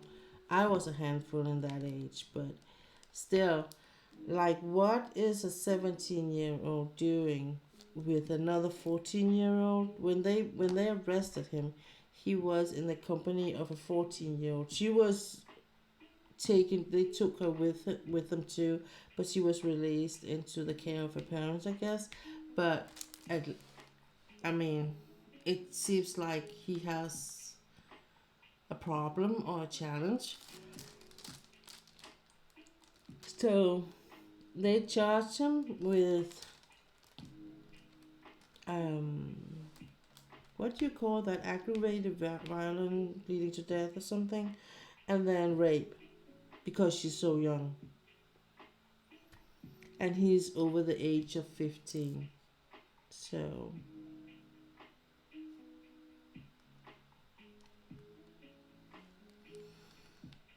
and they had been boyfriend and girlfriend until very recent before the attack. So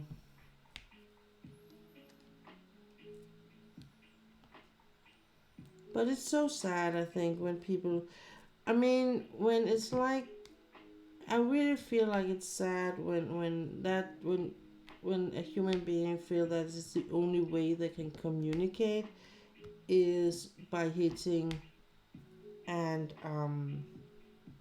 or with that thought, if I can't get you, no one is going to.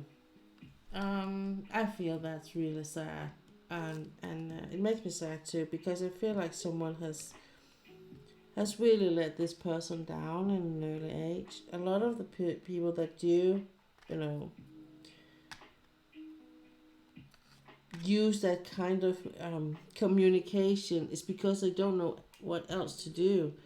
They run out of words, and the only way they ever learned was that if you run out of words, use your fists. Or whether they learned it by watching or learned it by doing, it's still a learned behavior, unfortunately. But it really makes me sad when I hear things like that, because from my line of work, I know we can do a lot to prevent young people or children to end in that situation. Because even though your parents can't teach you, you can be taught by other grown-ups, if the authorities will, step in and help. But that is not always the case, unfortunately. So now I'm moving to the next color group here.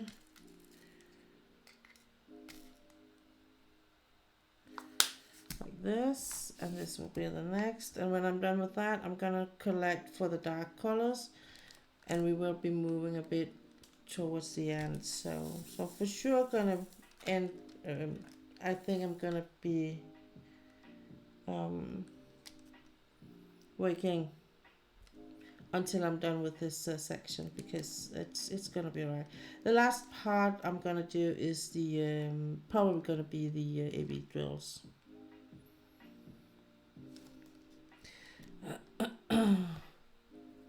But it is a challenge for me sometimes, because I really want to work on it, but I also want to talk, and it's not always I can do both, you know. So my intention is to finish this section in this stream at least, and then tomorrow I'm gonna start the stream 2 with show this, but I'm gonna work with the all lower. I think that's gonna be the plan. That's how we're gonna do it.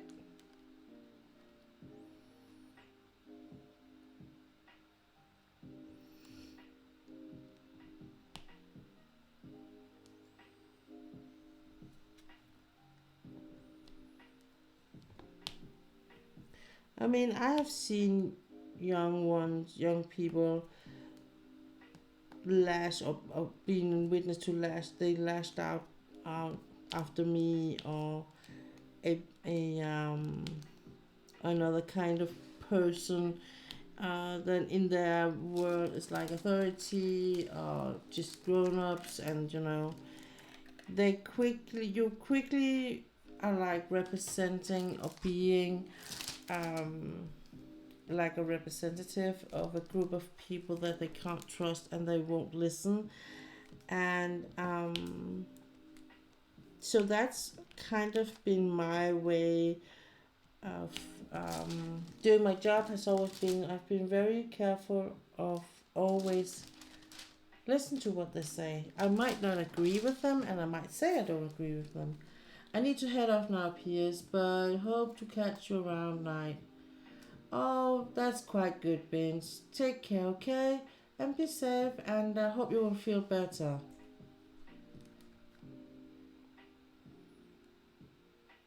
And thank you for stopping by. What did they... I thought I saw that up here. I'm just gonna place these, because this is someone I overlooked. So I'm placing them when I find them, as I find them. So, because I have actually before kind of almost put a picture aside, like, oh, done. And then suddenly, oh, I forgot one. So I'm just doing it while I'm here anyway. I'm just doing it.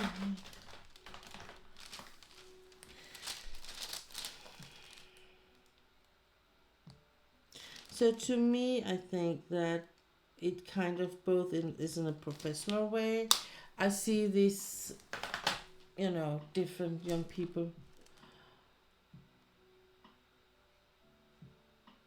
I didn't. Was it a Danish orphan home? Ulla's asking if I saw the broadcast from yesterday about a children's home where they were treating the young ones horrible.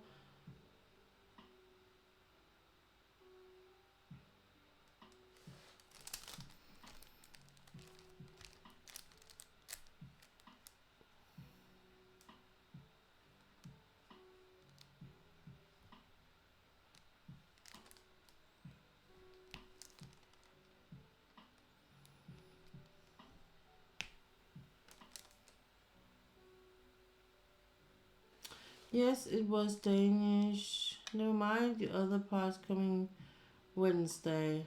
Okay. I can already tell you now I'm not gonna see it. And the reason why is because I feel like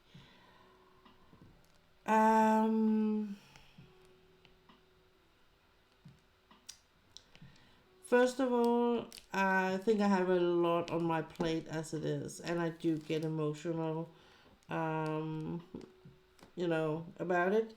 Second of all, a lot of these um, documentaries about whatever, like when you, what is when you're tracking your lost inheritance and things like that. For instance, if I was going to try and find my biological parents, we have a whole series where you can watch people do that, and I have seen 2 episodes of that, I think, and I really don't like it.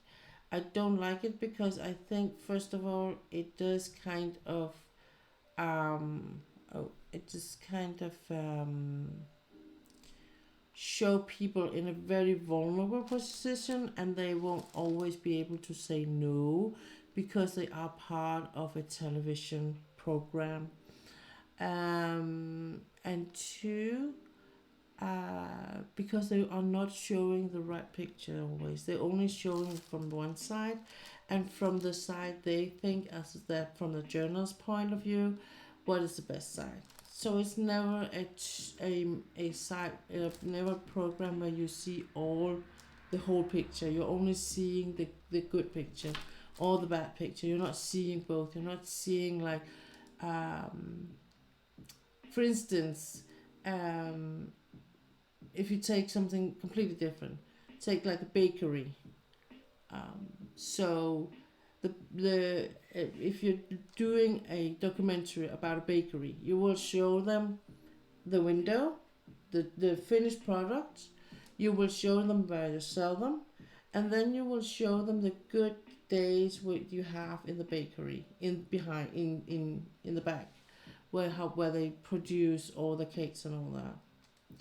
What you're not going to show them is how the senior baker is, or how they are paid not enough, or how the long working hours are, or it's like that. Or if it's a bakery that they don't like, they want to have focus on the people that are underpaid, then you will show all the bad sides. You will show how they're unpaid. You will show how it's a workplace where the one who has the should have the responsibility for of them is not doing their job right, or so, and that's just like, for me personally, I don't like that kind of documentary or programs, like they, and it's not possible because it will always be colored by the one who has produced it. They have a message. They want to show you, this is how I as a journalist see this. Okay.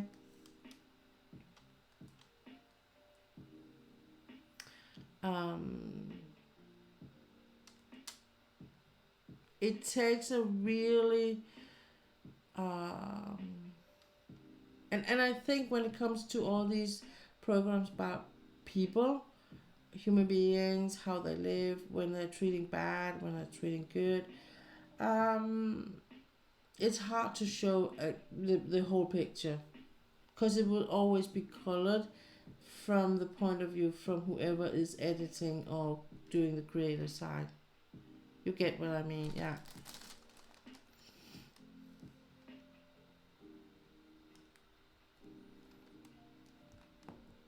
And it's like when National Geographic, the photographs there are from Discovery, but mostly National Geographic, when they are doing their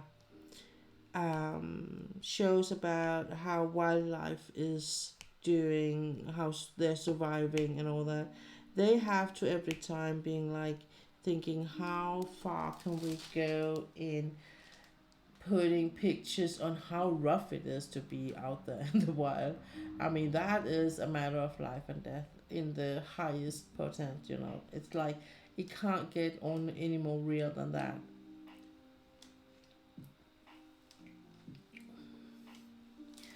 And if anyone has like a rough way of killing each other, it is the animals. They don't care, to be honest.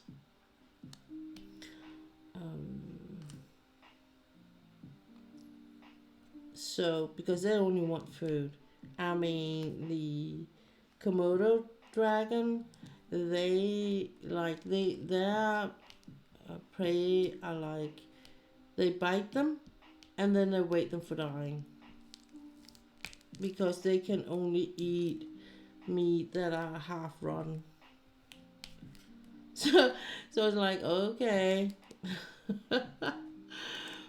So yeah, no. But you get the picture.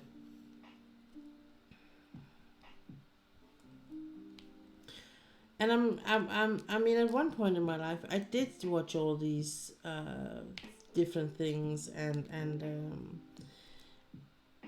but I think in a way I kind of avoid them a lot. Those that are kind of where I feel like I can get emotional, you know. And I when I feel like it's just a matter of, it's not so much as documentary. It's more like portraying or putting in the window show, for all people to see. This is how it is. I don't always like that. I will say I have seen some, but I don't see all of them. I don't.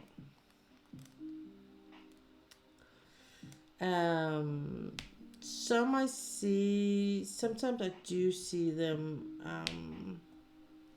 What I do like to see is, for instance, like when it is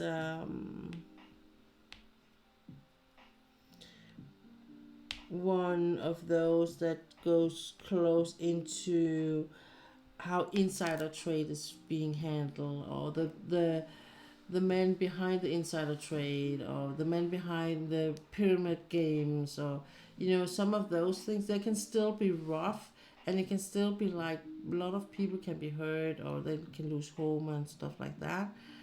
um but it's more, I can put a distance to it more. I think that's it. When it gets too close into my real life, I'm like, or my reality in a way, I think that's where I'm kind of just putting, saying, oh, I don't I don't want to watch that. But I do get it why people find this interesting. um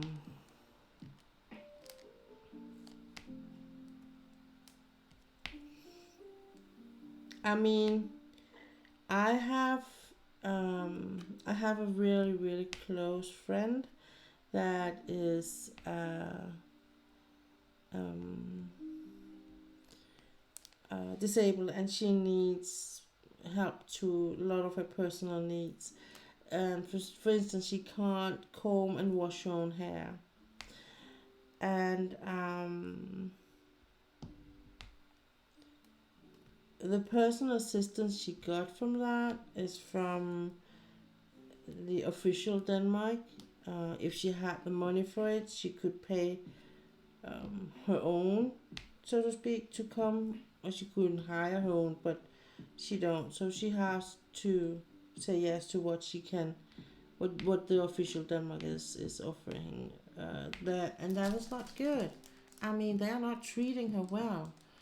One of them, first of all, you don't have to be educated as a helper, so everyone can do it, and apply for it. And I mean, it's not like it's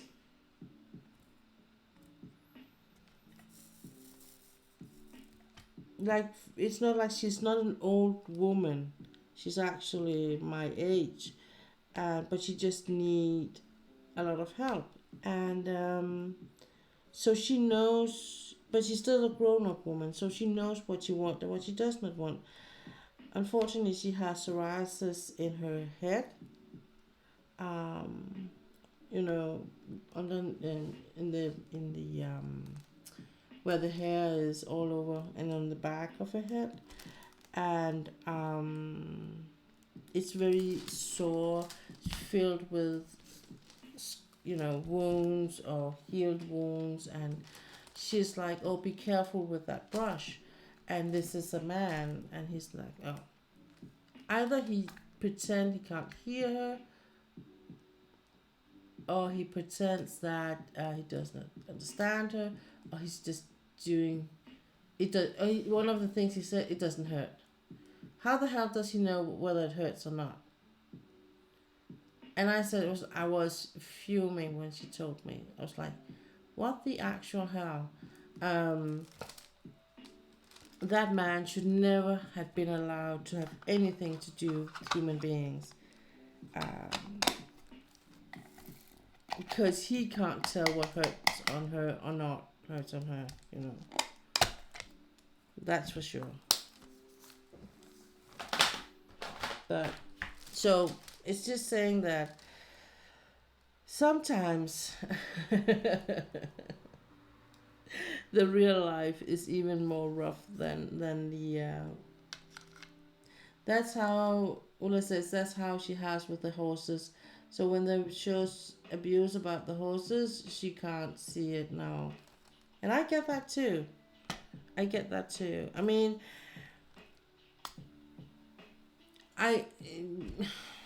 with the horses, to be honest, I can put a better distance to it than I can to people.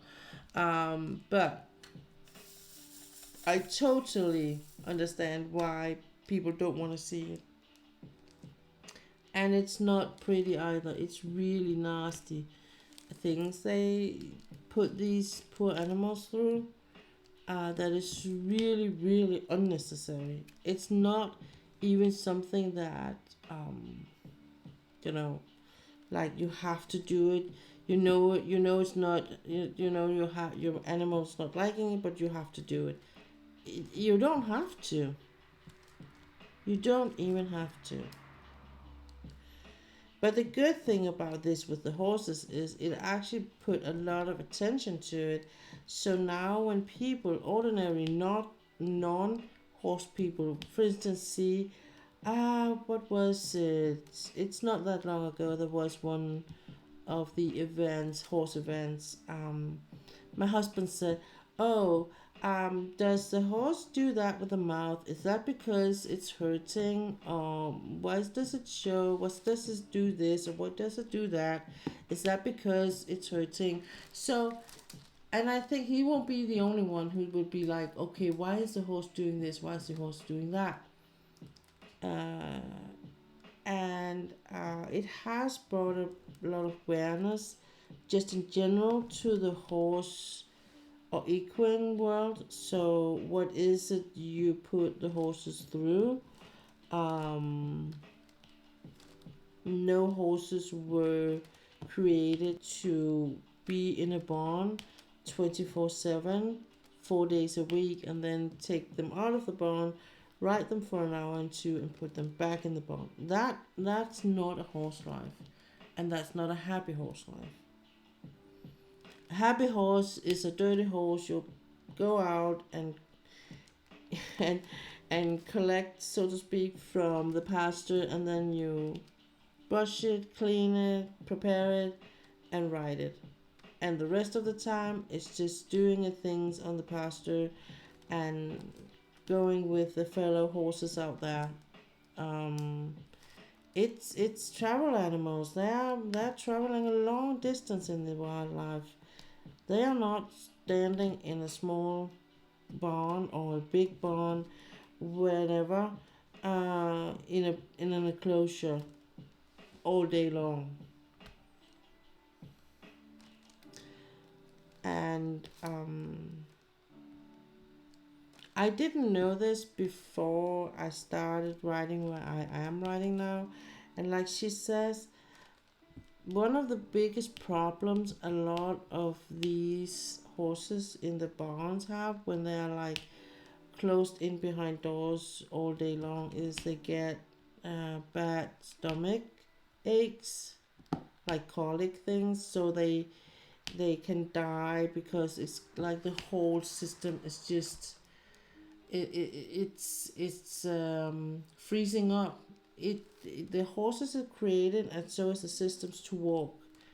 and eat and walk and eat, and then sleep a bit and then walk some more, and that's what's keeping the whole system going.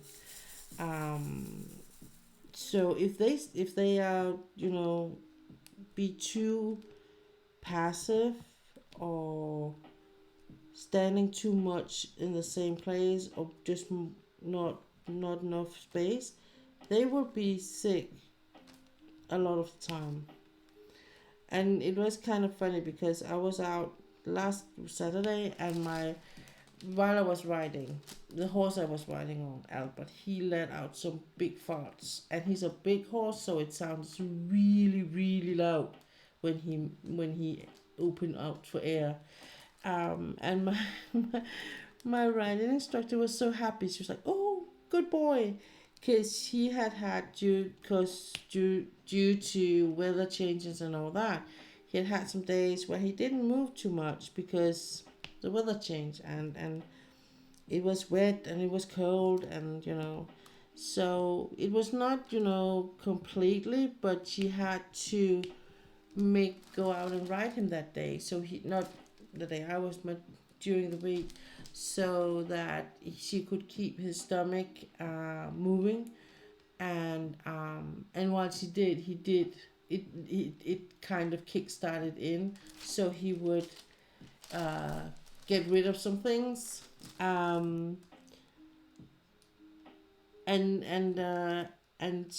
that's why she was kind of really very cheerful when he had some big farts while I was sitting on the back of him, because that just proved that there was absolutely everything was working to the utmost. So yeah, but I think that's a thing that not many thinks about, that actually that is a good reason to why a lot of horses are very sensitive to these stomach and intention in I can't say that, digestion diseases, because they don't move too much, um, and sometimes it's like people are having these horses in the barn and then enclosure, and then they see them, in the weekends or something, or and then when it's holiday they will take them out a bit more and they will give them some more to eat, and without thinking that that increasing thing in both ways can actually have a negative impact on the horse. They don't care if it's holiday or not, so to have a good and steady feeding plan is the best, not to overdo or underdo thing. Yeah, not that I know a lot about feeding, but I did learn something new last time, was why you're not supposed to hand feed a horse with treats like you do with dogs, um, because it actually prone the horse to bite you at one point and have a success out of it. Um, in that sense that it's because the horse's mouth is so much bigger than your hand, for instance. So it could do it by accident, but also that it's not wired like a dog, so it does see the food, and when it's not, for instance, if you just want to pat the horse, uh, and you don't have a treat, it would be like it will bite you to get a treat, because usually when you reach out for your horse around the mouth, you will have a treat in your hand. That is something it learns really quickly. So if you don't have, it will bite you because it will expect it to be there, and then you have a mistake learning. So yeah, as he said, you can use it, but you have to be very very aware of when and why you use treats for a horse, because they're not like with the dogs. It's not something you can use in the training like with a dog, because a horse is not seeing the same way as a dog does. according to her anyway. So she's never hand feeding her horses.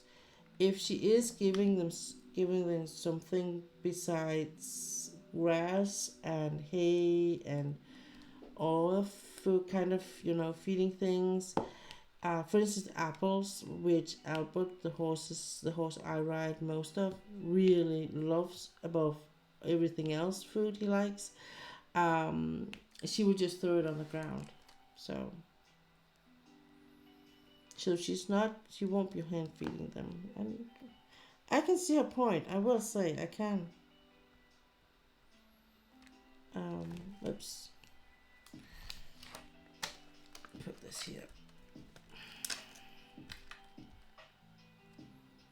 Because you can teach, again, it's not a necessary thing to do to teach the horses anything. And it's not like, because with dogs for instance, you use it as a add on positive reinforcement for what you already do as a positive thing. So if you praise with your voice, you can add the treat as a positive thing and like reinforce the already positive you have. But it's not working like that with the horse. And with the dogs, you don't always. It's not all dogs that, by the way, is driven by food. So if it's not, you will have to find something else to reinforce the positive with. And with that, you can do with the horse, So, I mean, that the language of the horse has a lot of positive reinforcement in the way they communicate. They do also have some negative ones, of course, but horses between horses, yeah, they kick, and we can't. If a horse kicks me, I'm done for. But I was up watching the mayor and the new kid on the block, so to speak, Picasso, and she was teaching him the proper manners when and grown up horse is eating. What is the proper manner to? How do you wait for your turn? For instance, you don't try to nip on what she's eating. You will just either go further away and do your own thing, or you will wait just out of reach of her. So yeah, and did she was eating, but while she was eating, she was keeping an eye on him. And if he got too close, or he tried to nibble on the same things that she was nibbling in, she would put her ear down. And if he didn't react to that, she would, and she wouldn't stop eating. This is the most impressive thing, I think. She was not stop eating at any point during this. She would either turn her back at him or towards him, and if the movement towards him was not enough, she would keep the movement going, and she would finally at the end be kicking out after him, and then he would move. Like, then get the, I don't want you to be there. So, and you could see the kind of question mark on top of his head, like, but what do you want me to do then? Like, and I could see almost the conversation. Well, figure it out.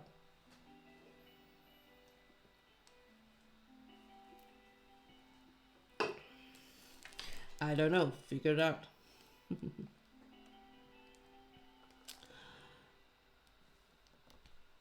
So, um, so yeah.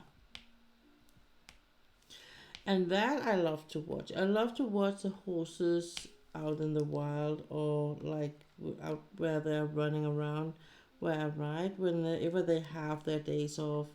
Sometimes I do make an appointment, because I've been there for that long. I can actually do this, and she would say yes. That I can come out and say hi to her and the horses and sit. And I don't do it when it's winter. I do it sometimes in the summer or in the spring, and just sit somewhere where there's a bit of, where you're sheltered from the wind. maybe there's a bit of sun, you can sit with a cup of tea or something and just look at the horses and just be with them without being with them, you know, sitting on them, but you can be with them, and they will actually see it as for you being a part of their group, and they know who you are by your smell.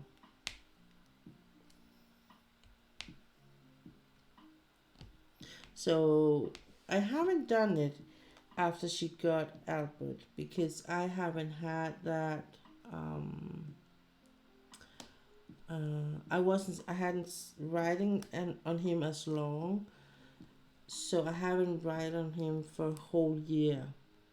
But I think this summer I'm gonna do it, just because we have a good relationship, him and I know he will come and greet me when I'm in there.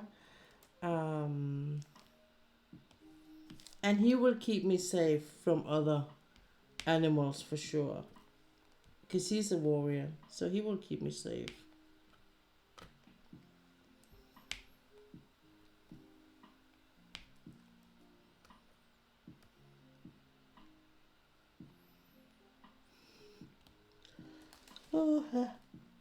Oh, excuse me. I'm a bit tired. I'm not gonna lie. It's been a long week. In a lot of ways, but it's been a long week, and of course here at the two last day of it kind of shows.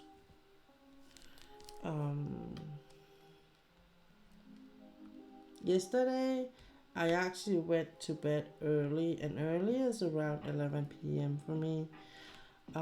Usually I would be leaving my diamond painting table around midnight after I said goodnight in whatever stream I'm in. I'm usually in somebody's stream doing diamond painting and listening, just lurking around, commenting a bit here and there. But this week I haven't done it so much just because I've been really tired, really quick when I reached that point of day. So it was more likely just to try and hop into bed. Okay, we're gonna do this.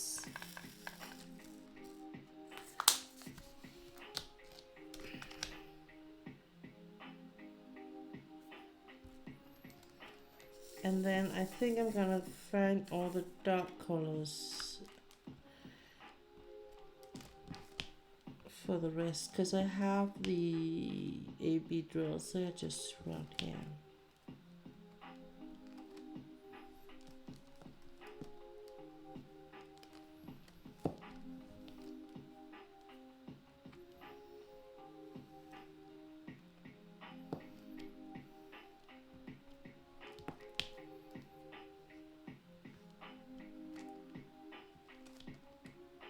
But I think I'm going with being here at least till midnight, maybe a bit longer, depending on how far I get on this section. Because if I'm gonna end it, I'm gonna end the stream when I'm done, depending on what time I am kind of close to it. Because if it's like if it's like 1 a.m. and I'm still very far from being done, I'm not gonna stay up till 2 p.m. for instance to finish it, that section,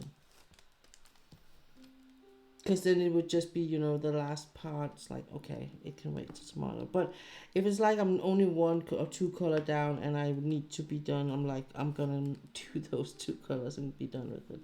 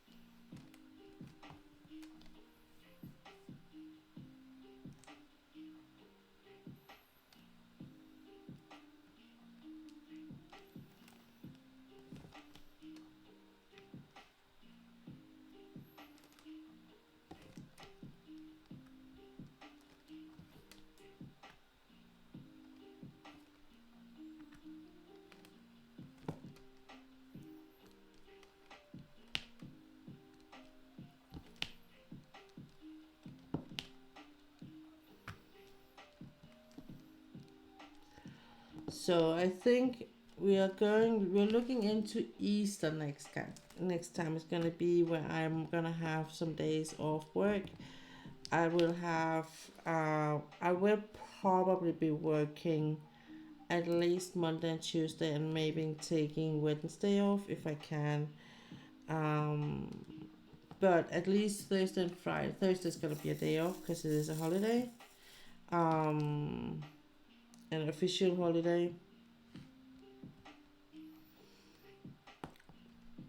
It is a holy day, and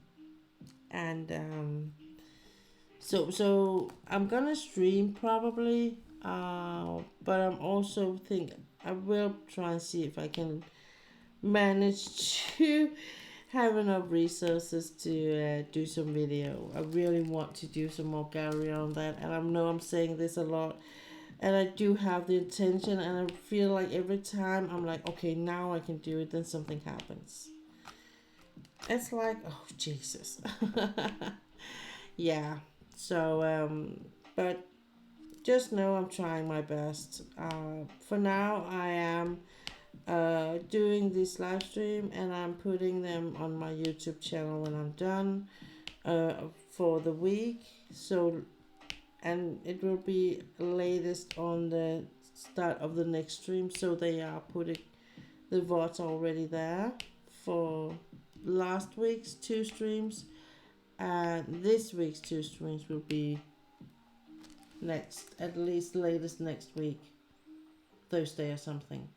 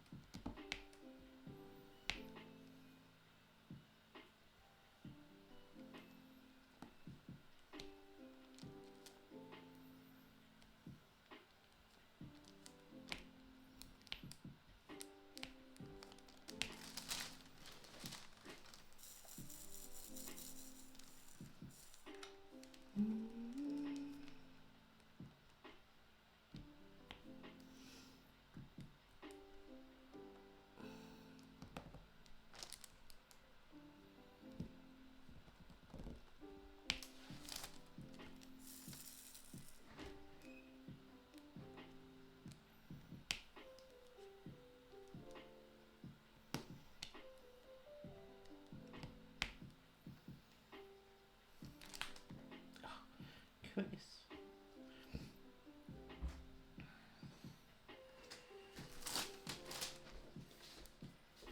Har du sagt så? Ja. Så bra. Nej.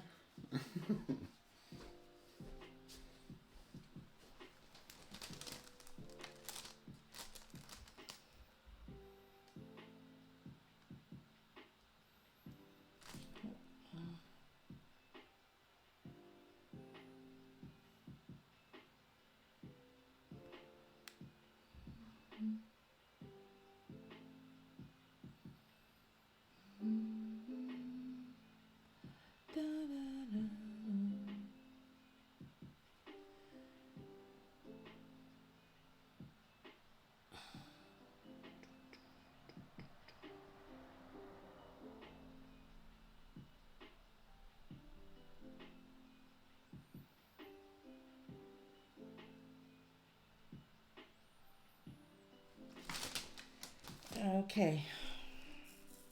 I just said goodnight to my hubby, if you were in doubt. That was what's happening.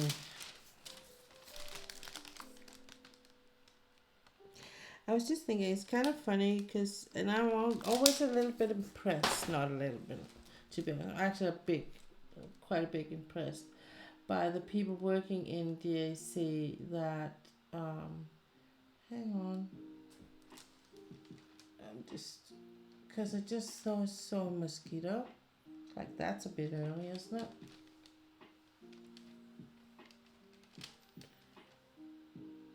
Okay, I'm just a bit impressed by when I look at these colors, and especially with the white. It's like it has like a blue shimmer going into a white, and then it goes into the AB white, and that whole rendering there is kind of impressive, I think. Just because I can't do it. I'm always, when I'm something I can't do myself, I get always very impressed by other people doing it. And this is like, okay, how do you know that that color will be looking good in that context there with those two other shades, for instance, and that will give that look. I know they, with the computer and all that, but just knowing that this is gonna be how, I think that's something. Okay, I'm gonna put this color down. I'm gonna find the other colors, and then I'm going to just have a short break to get something to drink. Maybe some water or something, and then I'll be right back, and we're gonna continue this section. I'm probably not gonna. I will try my best to finish this, but I can see just by how I have around, what do I have, 1.5 hour left or something, and yeah, maybe not. It depends.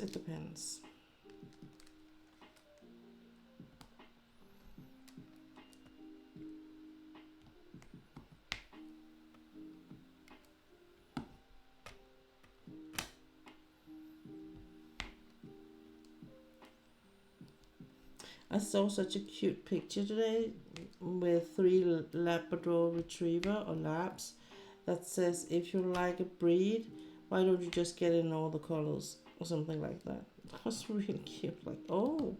And I said to my husband, should we get in each color? Because you can actually get the flat coated in 3 colors too. The light one is just not that popular, yellow one.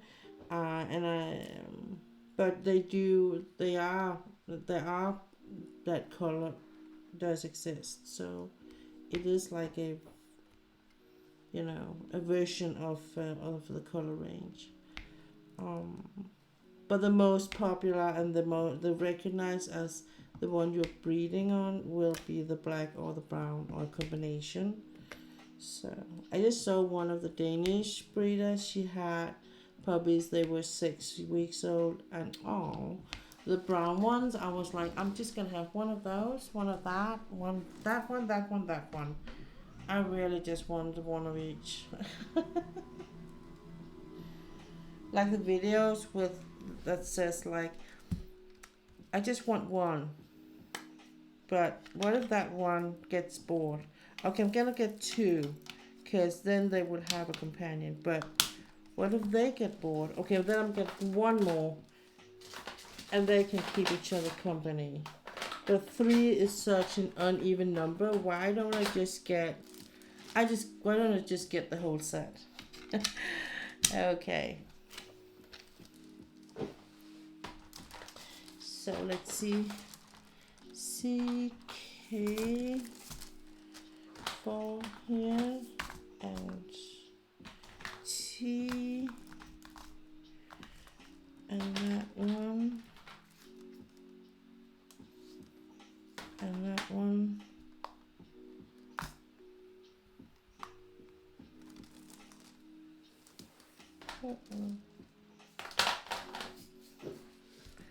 Couple of elusive ones.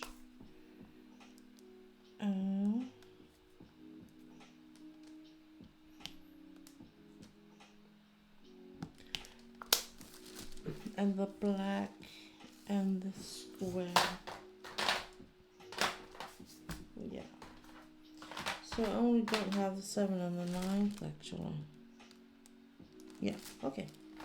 Cool. So that's gonna be the colors I'm gonna work with, and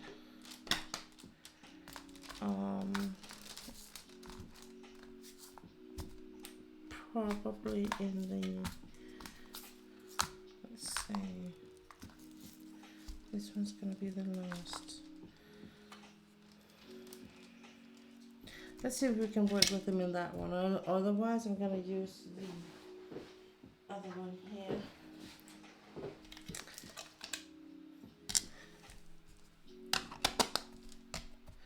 So this is a good thing. You can actually, oops, where is it?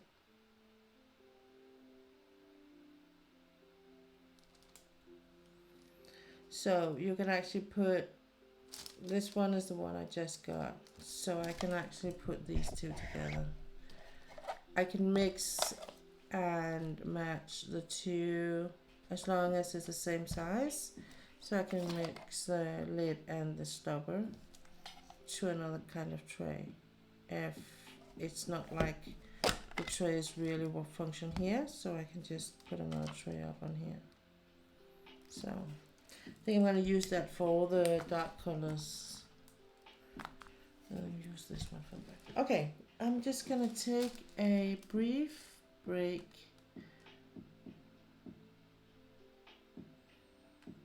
And I will be right back in 5 minutes or so. It's not going to be long.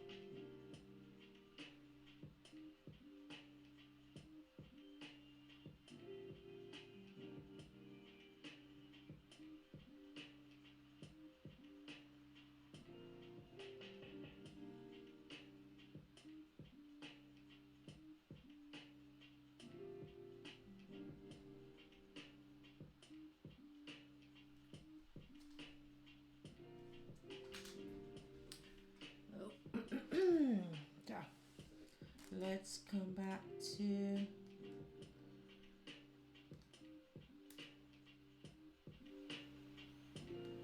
my dog was just passed out in his dog bed on his back with his legs spread out to all four corners of the world. So yeah, he was sleeping very sound. No snoring, but deep asleep. You know that feeling, wanting one, having one, wanting more. Yeah.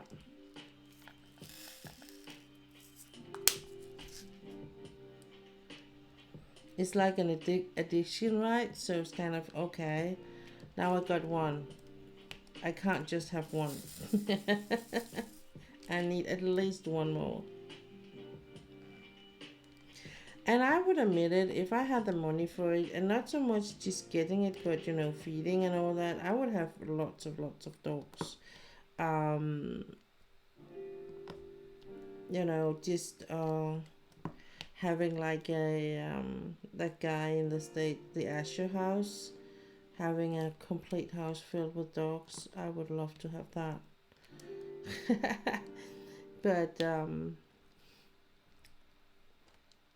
But I could also do with just having, you know, 3 or 4. That will do it. That will do it.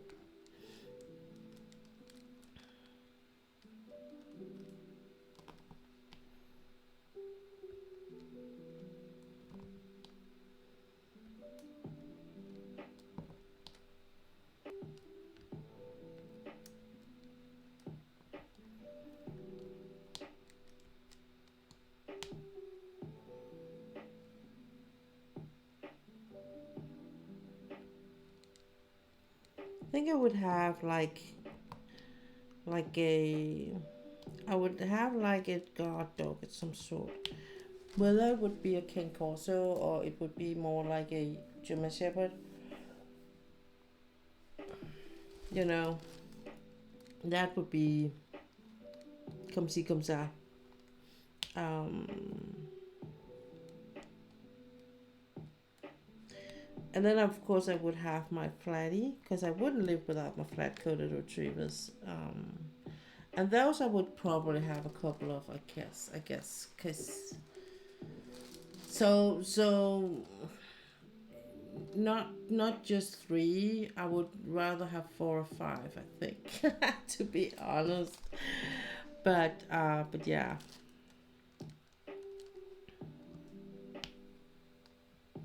And then I would love to have one of the molosses, the big ones, like Mastiff type ones.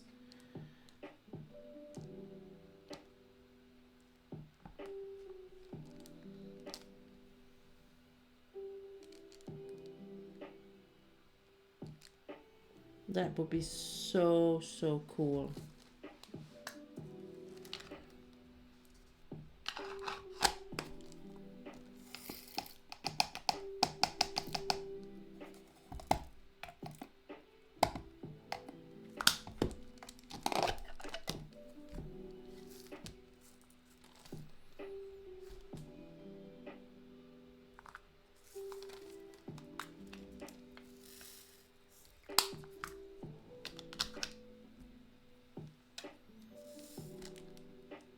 Ula, if I had money enough, I would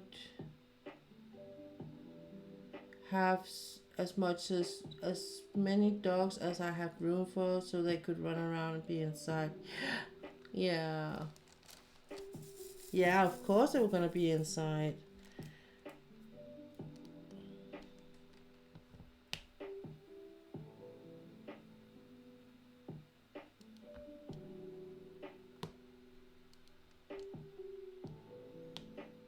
I mean, I would never had like dogs be in cages or kennels like on full-time base.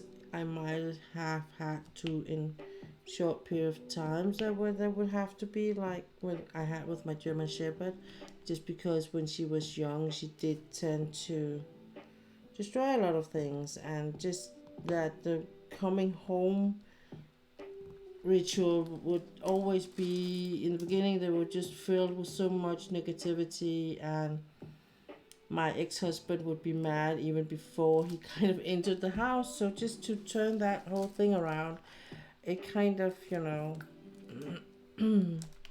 it helped a lot.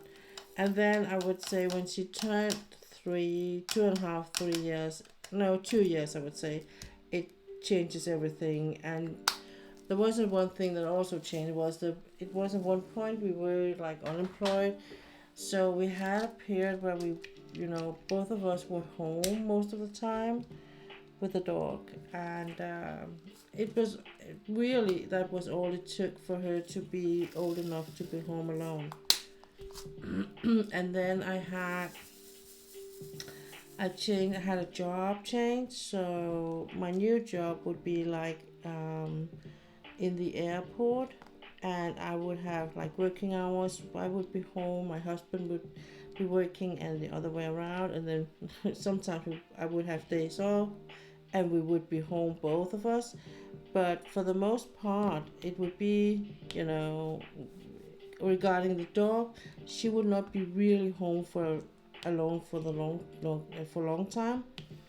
It would only be a couple of hours or so, and then there would be people home again. So I think that helped a lot. That's like she didn't have to be at home a lot, and then she matured to be home by herself. But she was never really good at it.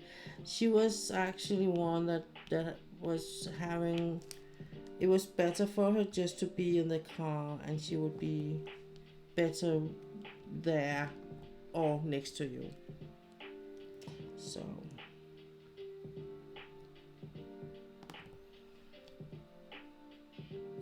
And with the one we have now, we just, because he on the other hand is not happy about the car, so he thrives being home, also by himself. We just had to, when he was a really young puppy, we just removed things because of course he did ruin things when he was home alone. So. But for the most part, he did actually, it was not that bad. It was just us. It was more a matter of we finding out how his enclosure should be so he wouldn't be ruining too much stuff. And not like giving him the opportunity. Again, make sure that that he could, we could have a good greeting, so we wouldn't be starting out being mad at him. So in the beginning, all doors would be closed, and he would just have the room where the washing machine and the tumble dryer is, and that's pretty much it. We removed all shoes and what usually would be there. And if anything, I have a small wardrobe for my overclothes, like jackets and stuff. And those, it's like I think there's room for 4 or 5 jackets. And those I would just be removing and putting in one of the rooms where I'm closing the door anyway. And then today, he's still not, I'm still closing the door to the kitchen. So now he has like the room with the tumble dryer and the washing machine and the bedroom, because that was one of the other rooms we were closing. So that's not closed anymore. And I think, to be honest, I just think he's going to bed. When we are off, he will be eating the goodies he's getting, and then he will go to bed. Because if we are going to have coffee with a neighbor, we are of course not driving. We're going in there, and he won't hear us because we are turning on the radio, so he won't be hearing us per se. So last time we went to visit a neighbor, he would be sleeping, and my husband got to open the door and call for the dog before he reacted. It's like, oh, what the hell, they're home now. And he was all, when you have like, you can feel like you were sleeping on one side and you have the sleeping lines, and you feel all sideways in the head, in the face. So that's how he looks pretty much. So I think the longest he has been home alone is about 6 hours, 7 hours or so. But that's it. So, and that's a one-time thing for the most part. It's just it's him and me during the day, and then once a week I will be out about, but it will be for 4 or 5 hours or so. um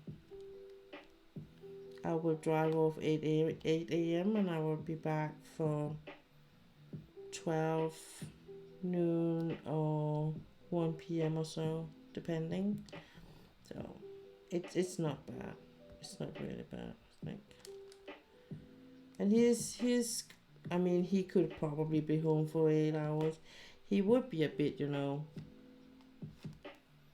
he will be waiting. I think he will be waking after 3 or 4 hours. Then he would be waking and be like laying out and actively wait for us to come home, and like maybe even in front of the door, because he has been doing that sometimes if my husband has been out on call and it's been an in and out thing. Then he will go out and wait in front of the door, laying that he's lying down, but he will be waiting. So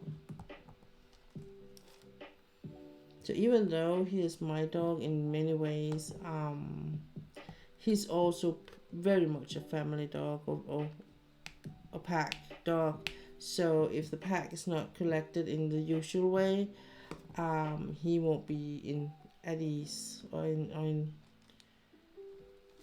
balance, so to speak. Because the times when we have been, for instance, at Christmas, where we had the stepson and his new girlfriend coming, our dog was exhausted afterwards. He was so tired, he almost slept the whole entire next day and the next day again.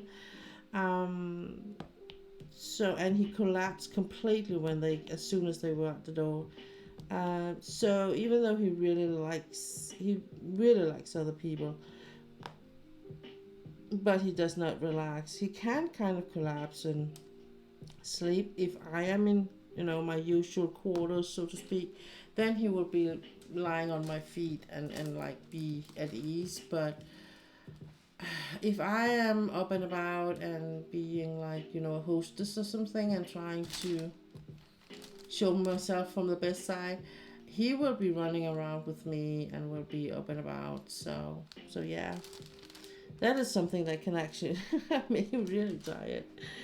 So but I would say most of the dogs I've had have really coped good with, for instance, Big, when we have had a part. Now, when I've been having a lot of people visiting, it's usually not something with a lot of drunk people and loud music and stuff like that. It's more like coffee and hot chocolate and cake, but it's still people talking and having fun and being happy, and so but they usually cope quite good.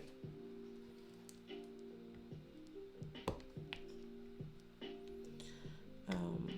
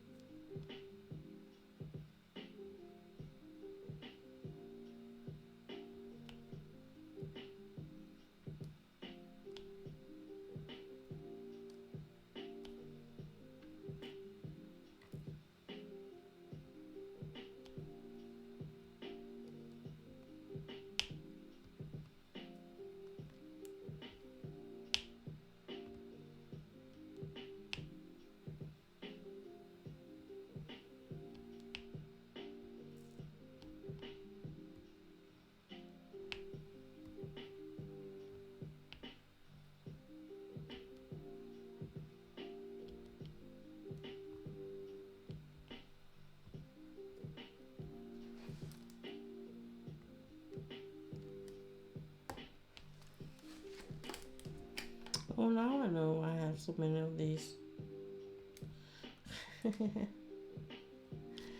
They are the next white. or the next purple, I would say. Next purple.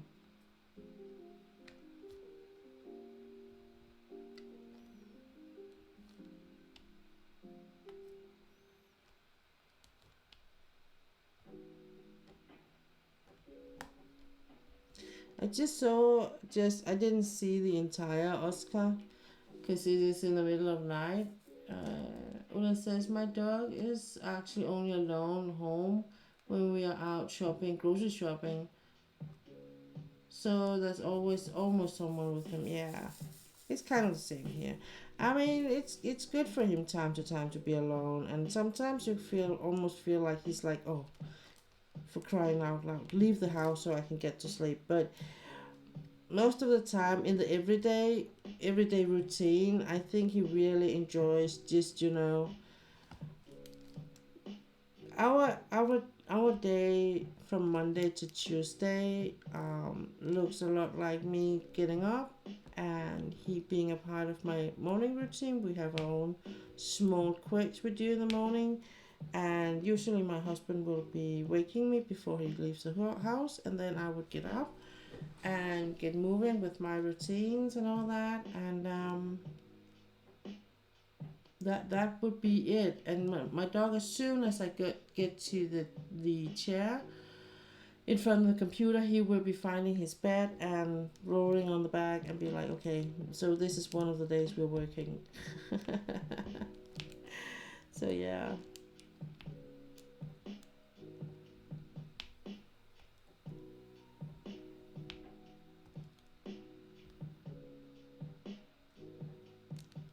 He will be looking at me when I get up. Usually, if I need to leave for office, I get up a bit earlier than I do if I'm home. But he will be like looking at me, looking at my clothes, looking at my routines, because I have a bit of a different routine when I need to go somewhere. I put some makeup on and stuff like that, and then he's so well aware that I'm leaving the house.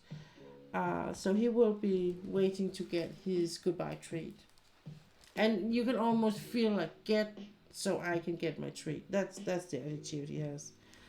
So yeah. Sometimes because it's so early in the morning, I've tried almost not giving him a treat, but I can feel the eyes in my head, back of my head, like, okay, I think I almost forgot something. It's mostly when my husband has been home, because usually if he's home alone, there's no. I have a very set already well in rehearsed routine for what we do, but it's a bit different when someone is home and he's just it's just me leaving him. So yeah, it was something that came like suddenly I realized that I trained him to, whenever I leave the home, with no matter if there's someone with him or not, I will give him a bit of an extra good treat before I leave. And now it's too late to change. It's not too late, but I don't mind. It's quite okay.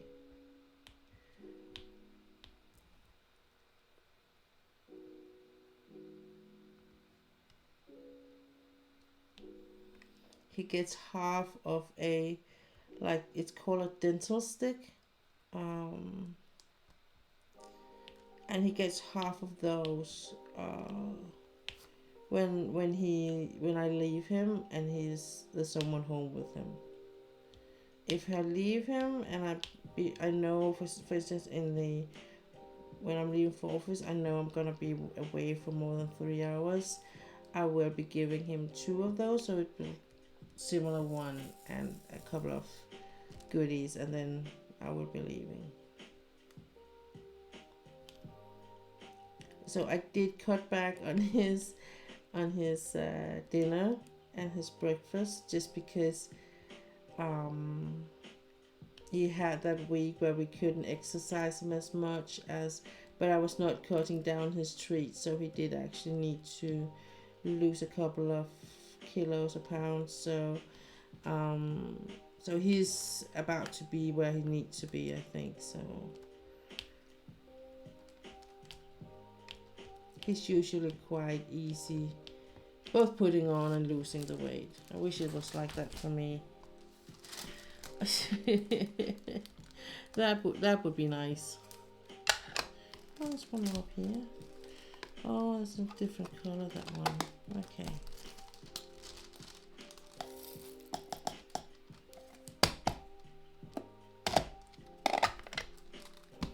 The first dog I had, he was so used to be alone. He never went anywhere. But when I got him in my apartment when I was alone, I split with the boyfriend I had at the time, and when we got the dog, we were together, and then when we split up, I was like, it was so natural for me that the dog was going with me because I was the one using most of the time on the dog, and doing a lot of obedience training and all sorts of courses and classes and stuff like that. So, and he didn't have that interest in the dog, so that was so natural. But just because of the whole how to the delivery of the dog, and I couldn't have him in the beginning, so until I got my own place and the movement and all that, so I need he would be staying at my ex, and then when I got an apartment and I could have him, he would be like delivering the dog. So at that point, the first time in the new place, he he was I think it was close to 12 hours, and he hadn't peed a beat. I was expecting that he would have been peeing, just the fact that I would have had to go to the toilet after 12 hours, but he didn't. He needed to go, and I let him out, and he took the leash, and we went immediately for a walk, and he peed and he peed and he peed, but he didn't. But he was a special dog in many ways, because he was first of all, he was a one-man dog, so he was not a family dog, and he was really independent in a lot of ways. So he didn't need necessarily me to be home for him to feel safe. But then on the other hand, when I did castrate him, he loved the work we did, and he really, I really felt like how much he enjoyed the time we had together. And I always had a very content dog, because I was using so many hours in training, doing search training and all that with him. So he was very, very well satisfied in that area of mind work.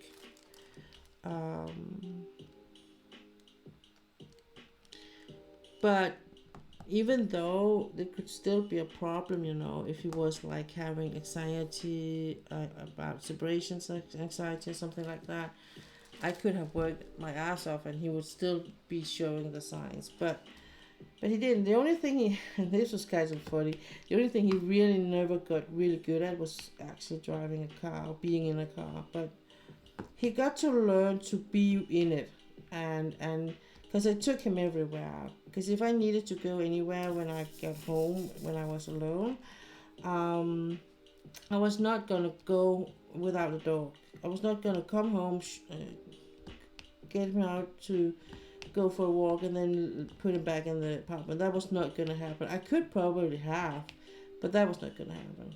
That I couldn't do. So I put him in the back of my car, and we went everywhere. He didn't like it, but he did it, and he liked being in the car when it was not moving. And whenever I would let him out and be in the car if I was going anywhere, then he would be in the car and he would fall asleep, and then he would wake up as soon as I came back and opened the car, and he would be like, oh, and then we would go home. He was not whining or anything, but he was like panting. And in the beginning, he was like drooling, and it was all that sort of thing. That stopped after a while. So, but his first time in a car and drove somewhere, where when we actually got him, and he was like a year and a half or something. So at that point, he hadn't been anywhere besides of the house and a bit of the garden where he lived. So he was very, very understimulated, and the whole world was new to him. He didn't know how to walk on the stairs, so in the beginning we had to carry him. We lived on second floor, and yeah, that was a show. So I was like, I can't do this forever with that dog because he was not done growing. Um, so I took him downtown with a lot of small steps, the stairs that are into different shops, because they were just 1 and 2 steps, and we would be going up and down, up and down, and up and down. And then we would take down to the tunnel underneath the railroad. There would be like steps, but they were not very high. They were kind of low steps, like they were just like big surface, but very low in the height. So he would still feel like it was a step, but not that much. And then we would, increase. It would be more. It would still be steps in front of shops, but I would find someone who would have 3 and 4 steps, for instance, places with that, and then gradually increase that number as he got more and more better at it. And at the end of the day, he did run up and down the stairs at home. But I think the biggest jump he did in that, or move in that was when I started the agility training. That was when I kind of pushed a lot to his confidence, what he dared to do and not dared to do. In the beginning, when in the apartment I lived on the first floor, and he didn't dare to go down. So I didn't have like a gate or anything. So I thought that was almost safe until one day it was summer, and I thought the dog was just lying on the porch, but he actually had ventured down, and the family that lived underneath me, they came up and said, I think this is your dog. I was like, yeah. So I had to put was it a chair or something I put in front, because he was not, if there was something in front of the opening, he would go down. He wouldn't go down. He wouldn't like break out or anything. When I was living, the second time I got alone, more single, I moved into an apartment in the same area, and that time in a first floor apartment. So, and that time I actually got in a gate, small gate for the patio there, so I could close it. So the German Shepherd I had at that time, because she didn't mind, she could run up and downstairs, because I told him, even though we were living in a house, I was like, no, you're gonna learn to walk on stairs. So she would run up and down, and so I got a gate, and that could keep her inside. So she would, and she wouldn't even bark that much out there.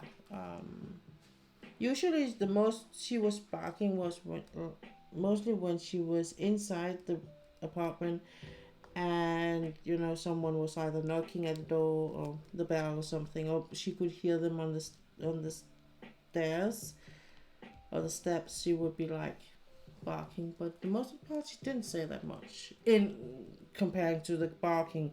She did talk a lot. She did have a lot of sounds depending on on her mood. So if she was in a good mood, she had some sounds. Bad mood, she was some sounds. If she was sad, in the beginning I thought she would hurt because she had like the really thin uh whining sound, and I was like, oh, you hurt, baby. And I turned her upside down. I thought she was hurting, but she really was saying that she felt abandoned. Because as soon as I came over, she was like looking so happy, and her tail was wagging, and it's like, oh, you're coming. It's like, oh, that was it. But I was just checking her anyway. And she was just, oh yeah, I'm gonna turn this way. She was willingly rolling down around and all that and turning. I was just, okay, you were not hurt in any way. You were just being unhappy because I didn't have my eyes on you. That was what's wrong with you.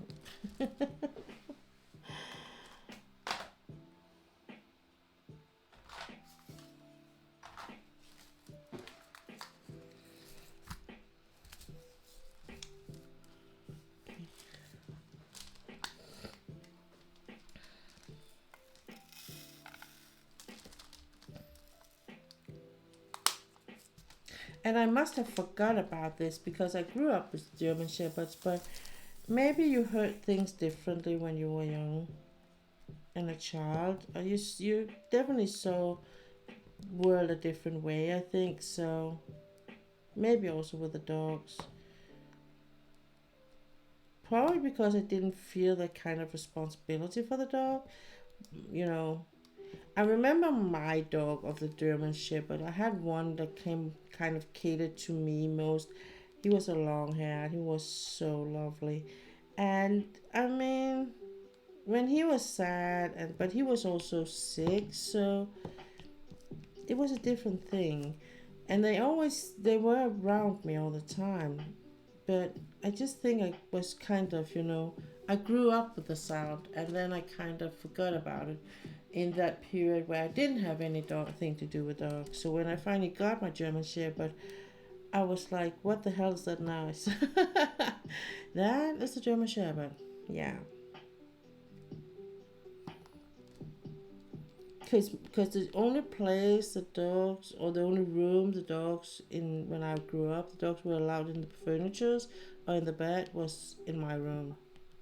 And they knew that, both of them. So I have a picture, or I did had at one point anyway, a picture where I had two German Shepherds lying in a couch. I had it in the apartment I lived in when I was 15. We were having a house where we had separate small apartments. It was a 2 bedrooms and a kitchen, but no bathroom apartment I had to roam in when I was 15. So that was kind of cool. But the German Shepherds there, they were like lying in that couch, like really, we are ruling the world. And the funny thing is, because I cleaned and all that in that apartment myself. I never thought it as like a lot of work to clean those rooms for furniture for the dogs. But I also think I saw it in a different ways. I never questioned whether it was okay to have dog hair on the clothes, and stuff like that. It was just, and I didn't ask any of my friends, if any of the friends stopped by, if it was okay or bothered them. Today I'm very much aware whether, if I have new people in my home, that the couch is, I have removed most of the dog hair from it.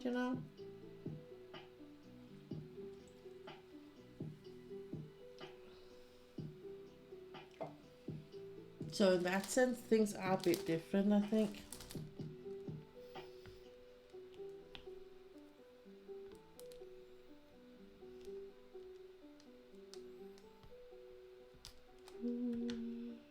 No, it's not that.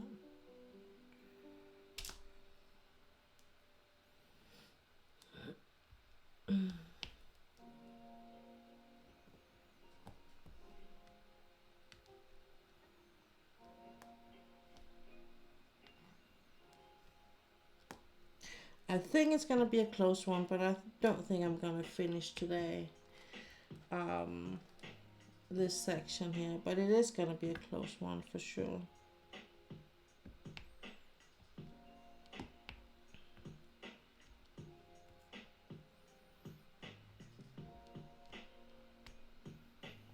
But I still have quite a bit to go.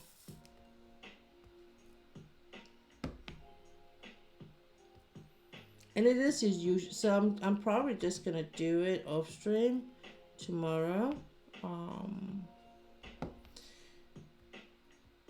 And then I think gonna do work on over tomorrow on stream. Either it's gonna be the cross stitch or the diamond painting. That I haven't decided yet.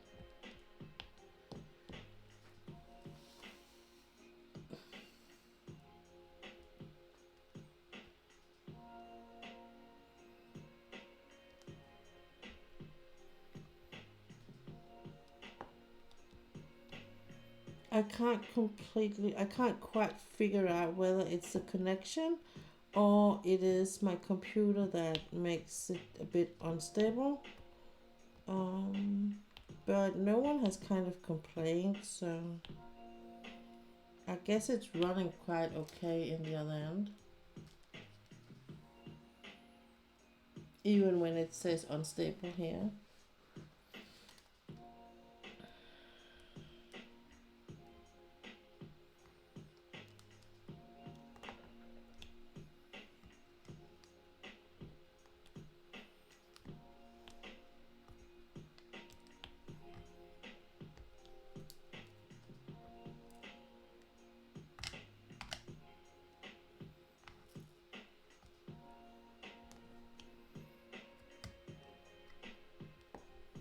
I'm gonna put one more color down, and then I think I'm gonna do the AB drills, just because I can kind of sense on the wax that's in here that we are moving that way, that it's gonna be a good AB wax. No, but that's okay, Ulla. It's just I get a bit worried in my end. So, but as long as it's good in your end and everything is running and you get, you know, the whole shebang, the whole experience with you, I'm quite okay. Then it's just in my end, and then it's probably just my computer that at the end of the day is a bit, you know, overworked. I was so envy on Veranda. He got a new computer. Oh, he didn't got. Yeah, he did get, but he had to. It was kind of a collect. You have to collect it yourself thing. So, and the way he had to struggle with it, I was like, I am not gonna do that.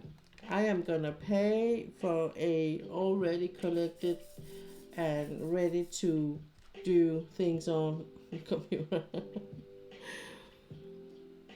It's already been a struggle, just the computer I have. I mean, just to get to the point where I get a new computer that actually works, till the computer I then get that to work with the two monitors I have. And yeah, it was some battle, but we got there. And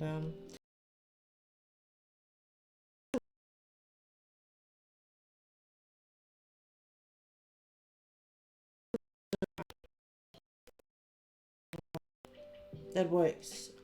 And I talked to my IT guy today, and we were talking about what to do, because the computer now is running on one new monitor and one old, and the old one is my own.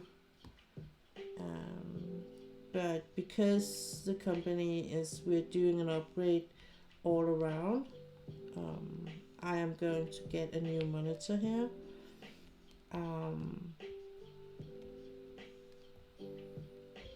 That is there, so whenever I stop, they can claim it back. Well, that's kind of funny, because now it shows everything is running smoothly.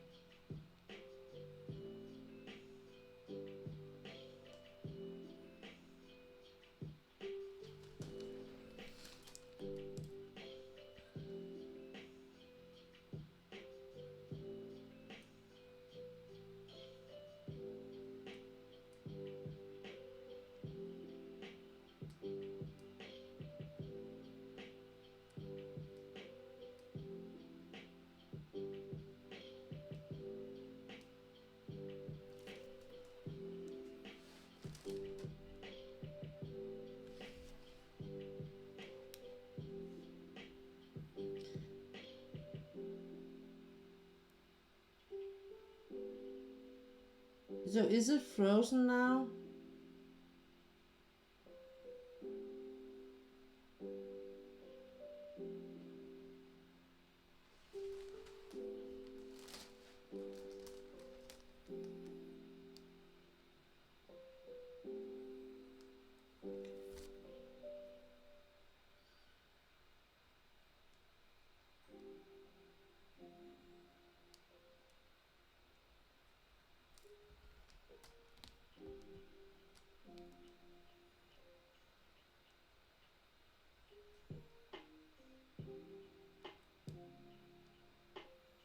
Because it looks a bit delayed on my own computer.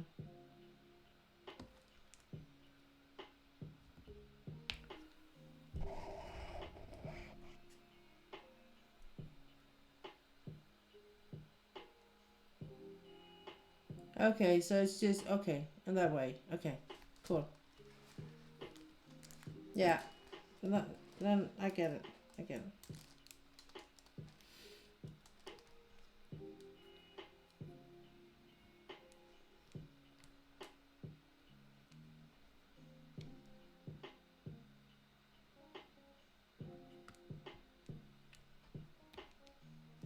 I just need that settlement to kick in, so and them to pay up some money so we can get things running down here, and I can get a new computer.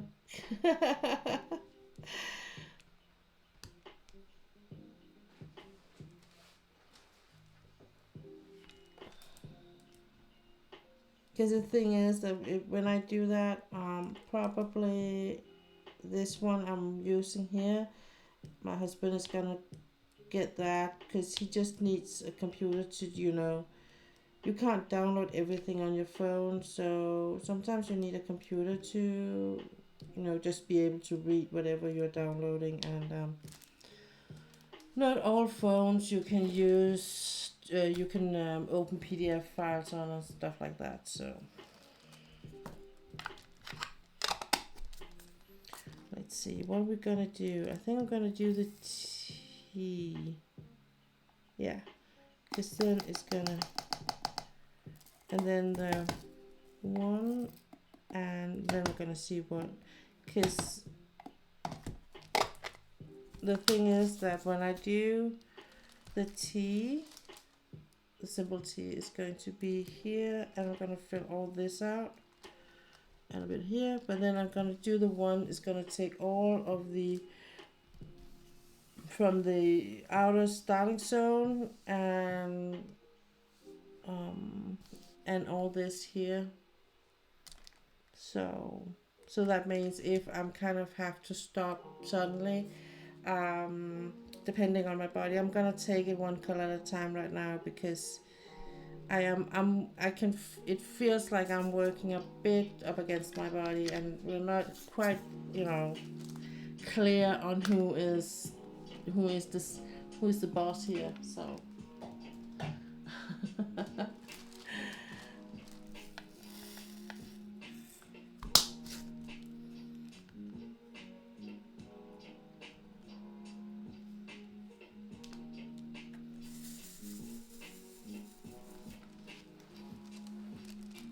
But this is a good thing about the fact that there is a lot of color blocking, so it does sometimes surprise me how quick I move with some of the colors.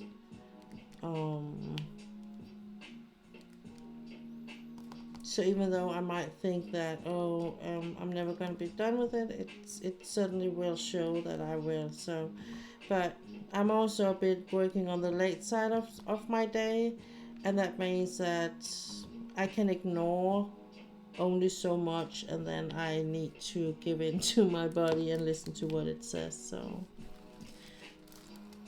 just saying, just being upfront. But see this whole part here, just gonna put these up here because these are the kind of lonely ones. And then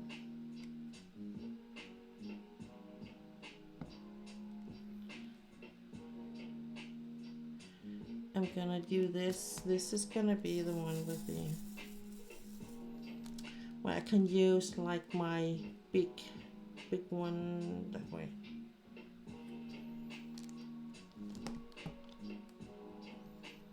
And to me, as satisfying it is to hear the click, it is equal satisfying to see how much I cover with my multiplacer. I will say that.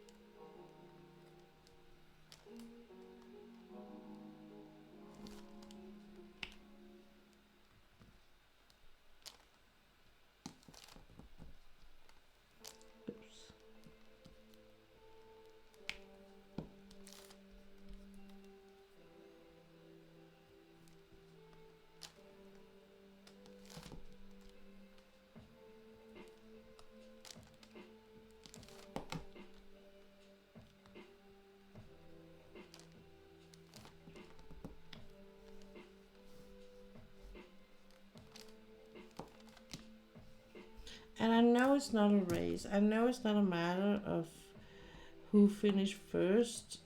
But to me, these big, not because it's a big patch, this one, but if you have a big patch, or the big patches I've had, yeah, Superstar will come and tell me if it's due, if it's awake. Just to me, I'm really not a big fan of single placing on areas like this, to be honest. So I do tend to get bored in my mind, so I kind of fall asleep, because I have actually tried it out, just because at one point I thought my placing would be more on point if I did it single, especially with the round ones. But it's not. And just the fact that my brain, it's not like I'm not saying to my brain, you're getting bored now. It's just falling asleep. So it's not that much more than that. Let's see. There's one more there. Did I didn't get that? So stars. Yeah. I might as well. I might end it on a good note, this one. We will see. It will be a bit past midnight, I can't tell that, but I have been there before. Okay, I think I'm gonna change. So I'm gonna do like this. Really just want to use my new tray. So I'm gonna start over here.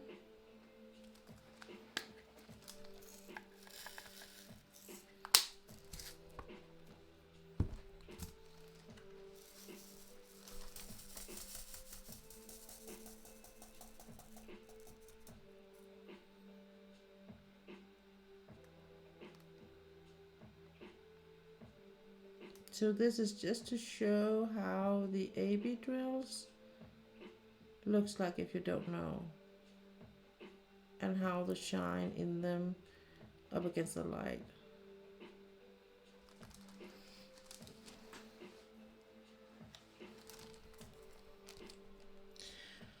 So this is actually the last big color, I think.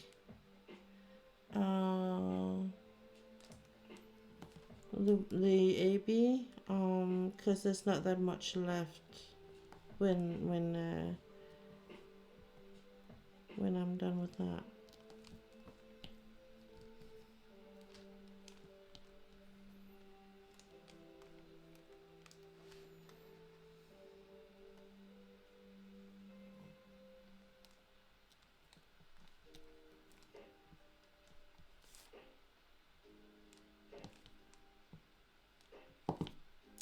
And just in general, and this is not because it's Diamond Art Club. I would just say these AB drills I'm working with here is absolutely top class because they are not being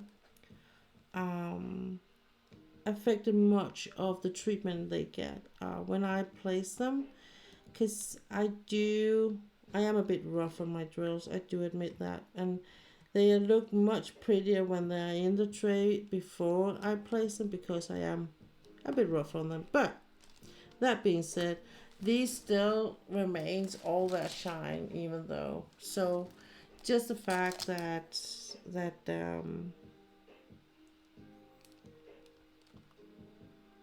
I can see on the drills that they're not losing any of the coating when I place them is telling me that it's a good quality drill. That is not the case in a lot of drills, I will say. I have kind of been working with. And that's not because I did actually at one point I used scented potty and stuff like that, and it completely ate AB coating, and I was like, oh shoot, so I'm gonna place it with tweezers or what. But the wax here and this wax I use is actually from Diamond Art Club, so the wax I use here is not like that, does not eat the coating as much. If it is a bad coating, it will still come off to some extent. For instance, they did in the old AB drills from Dreamer Design, and also in some of the older drills from Diamond Art Club. It was not completely like removing them, but with some of the pictures I did actually afterwards, I could see on the wax that I had been like placing AB drills, because there was sitting like a surface of the coat on them, but it's not putting on here. So that to me says a lot, to be honest.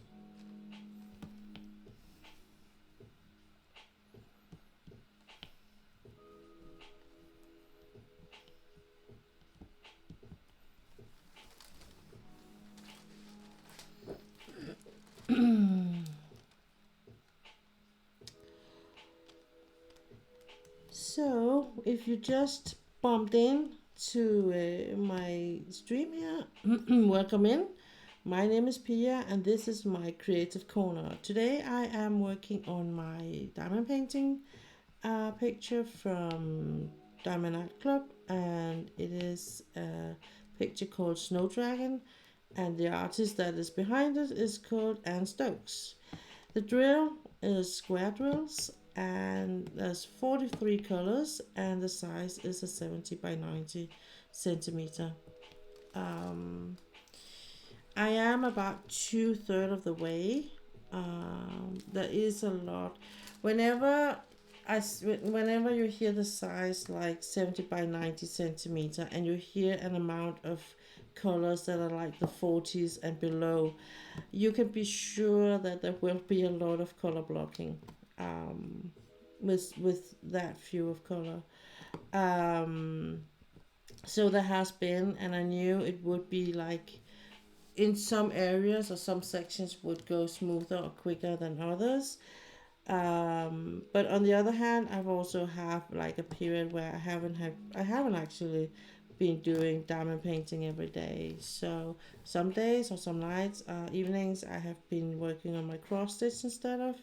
So I'm still kind of very satisfied that I am 2/3 or over 2/3. I'm having like 3.5 row left, 4.5 row. And when I enter next week, I will have been working on it for a month. So I think that's 4 weeks or so. Right? So that is very, okay, I would say. Usually with these pictures, I say in the size of this, I would say 4 to 5 months. And if it's a big picture, over 70 by 90, it could be a 50 by 100 or something, or 125 or whatever. I would still say it would be between 4 and 6 weeks, depending on how many colors, the color range, and the amount of color blocking. Last year I did a Randall Spangler, is one of my other favorite artists. I did one of his where he has drawn a whole bookshelf of puppies, and he has done one with kittens too. But I did the one with puppies, and it actually surprised me that it took me less than 3 weeks to do it. I think it's 55 by 125 or something. It's really a long one. But there are 12 puppies, 12 book, back of the books, and every puppy is sitting in front of the book. So you see the back of the book and the puppy, and there are 12 of them. So it was quite easy when I get kind of in the rhythm of, how I'm going to do this. But I did also do a lot of diamond painting at that point, and a lot of days where I worked day and evening on it. So I did almost a book a day. So yeah, that was something. That did actually surprise me. I had kind of thought I would be like 5 weeks about it, and I did turn it around, so I could like work with it from the small side. You see, it was the first time I did it, and that is absolutely the way if you're working with a long picture that way, because I think it's to me, I would never like work the whole way that way on the long side.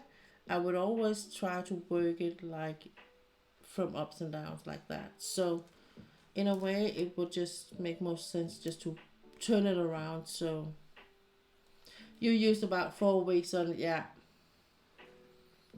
But I think it's kind of surprising that it does not take you longer. But there is a lot of color blocking, and there's not that much of confetti in it, and it just shows how much longer confetti takes to do.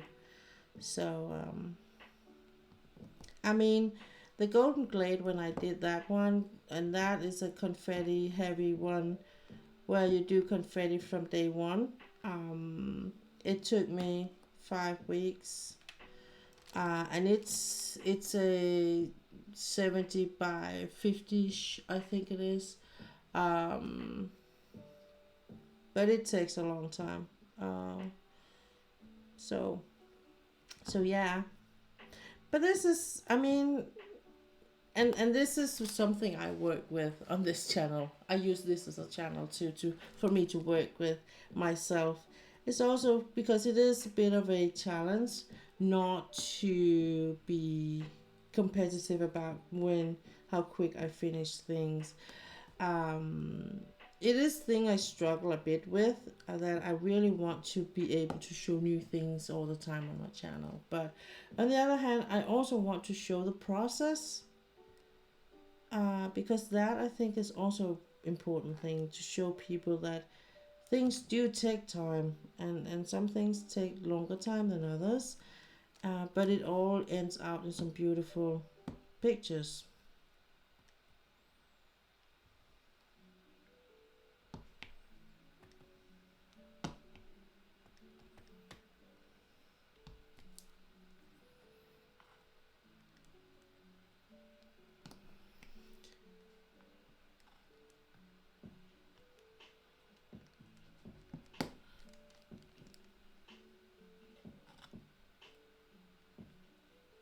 I will say that me getting oh no, I need to hang on.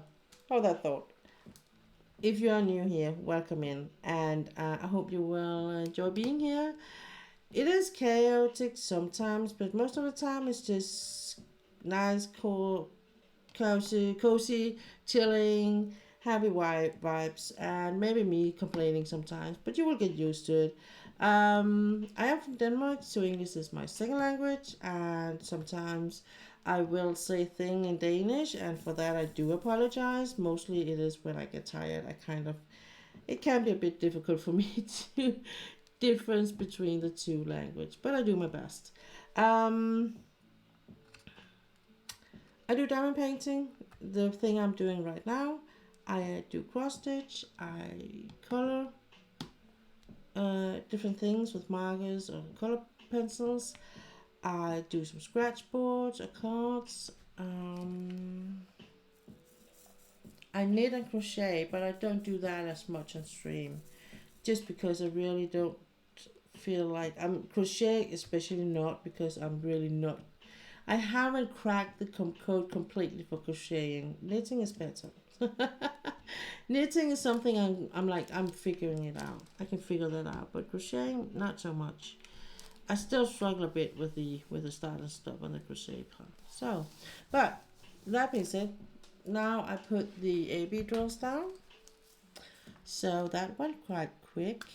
Oops, I have a couple down here.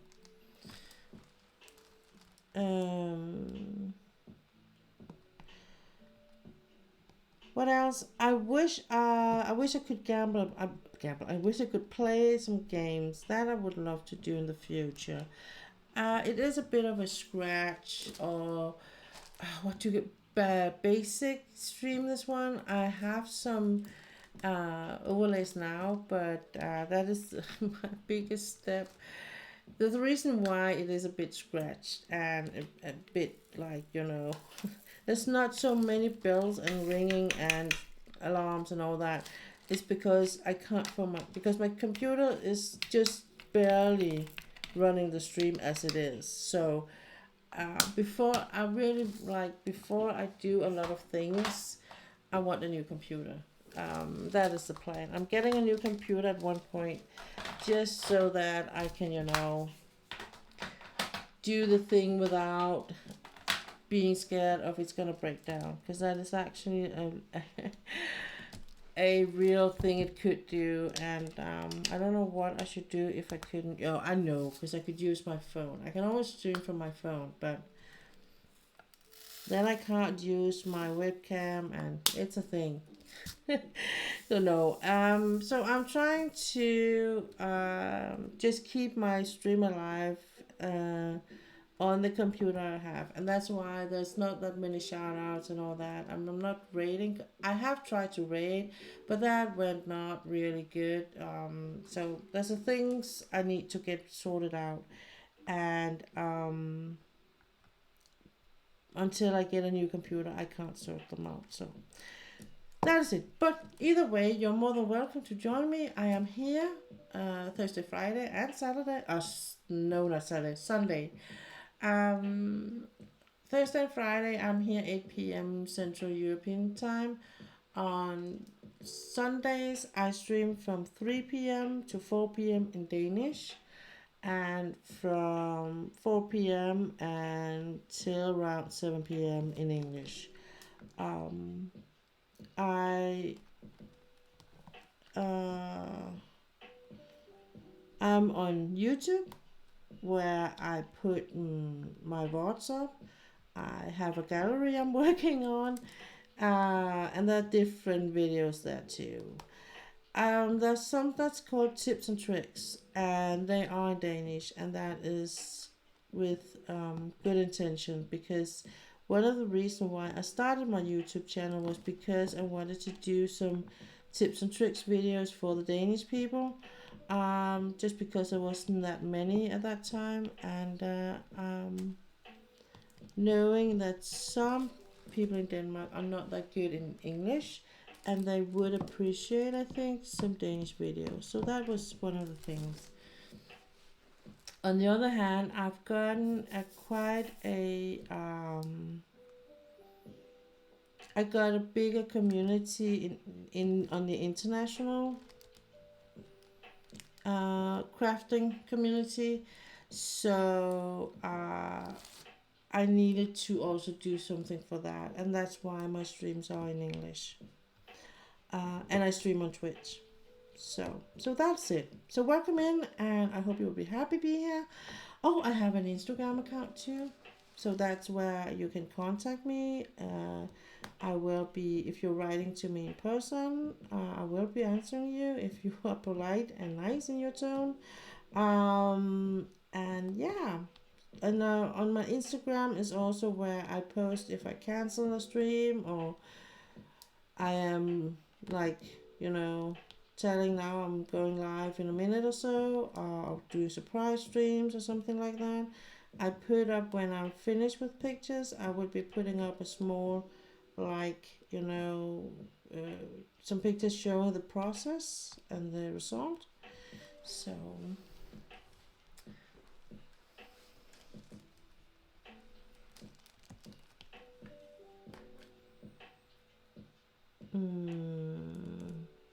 well, yeah, that's it. Now I think I'm done. And welcome in.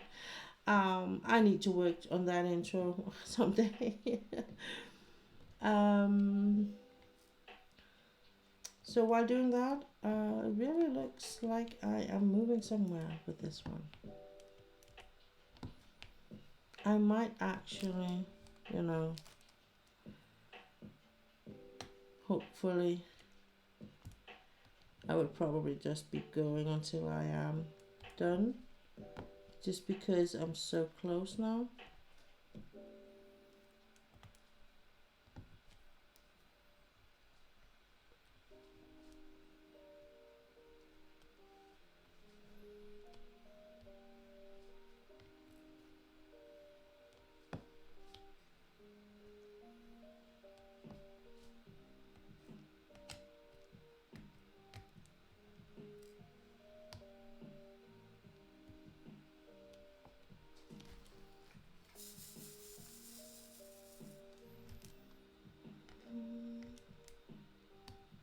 Should I move the camera so you can actually see what I'm doing? Or should I just do it here over, like hide it away, so and suddenly just be like, oh, by the way, I'm all done with.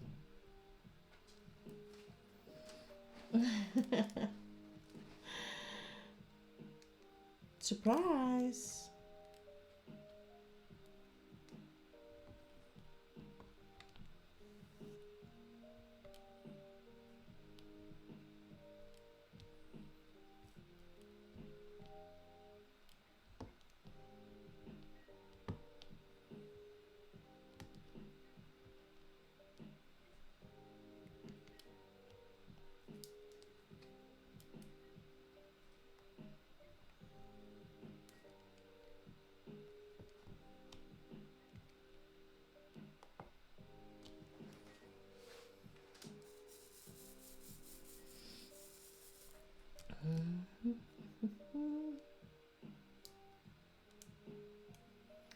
And then I might be able to play Palia, for instance, if I get a new computer.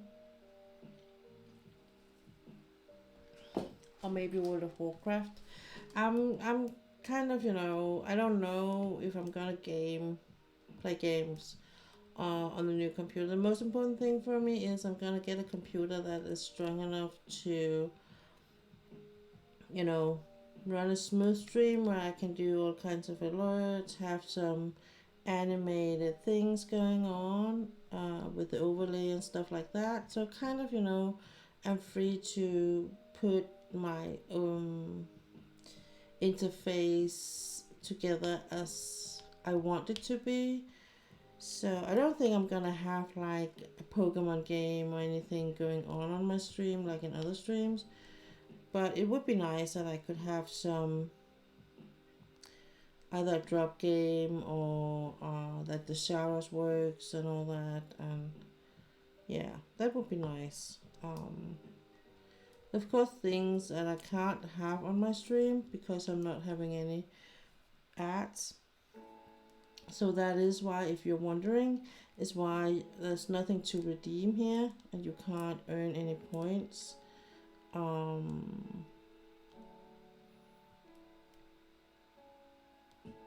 That is a bit, that is a bit sad, but or unfortunate, I think, because that could be funny, and then but it is what it is. So, but that's why.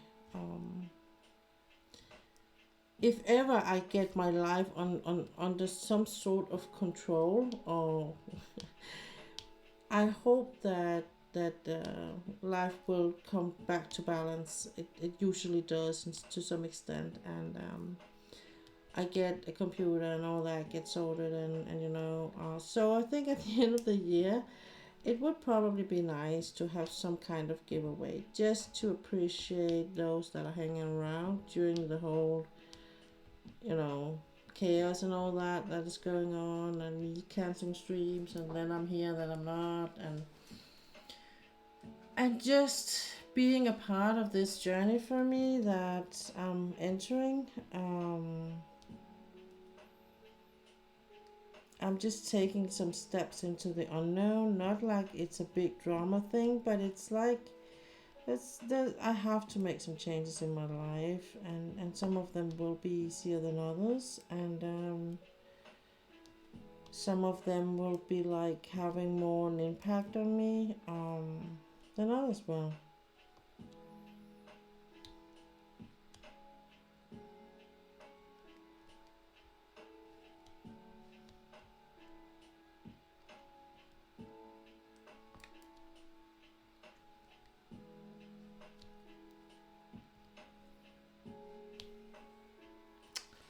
Yeah. Let's see. This one I'm gonna wait. This one I'm gonna put this one up here because I have So I have 4 colors left, but 2 of them are really quickly done. So I have 2 colors left there. Something like that. So it's actually gonna be close. It's gonna be close. See, because the one of them. Let's take this one first.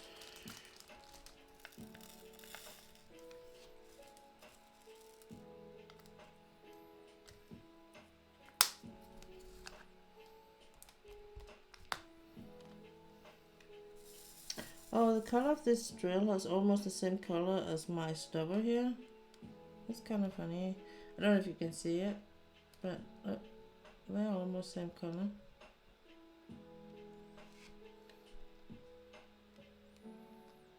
Come on.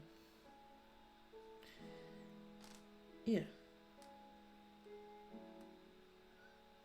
There you go. See that? They're almost same color, the drill and the stubber. Yeah. Here, move on. Okay. We're moving on.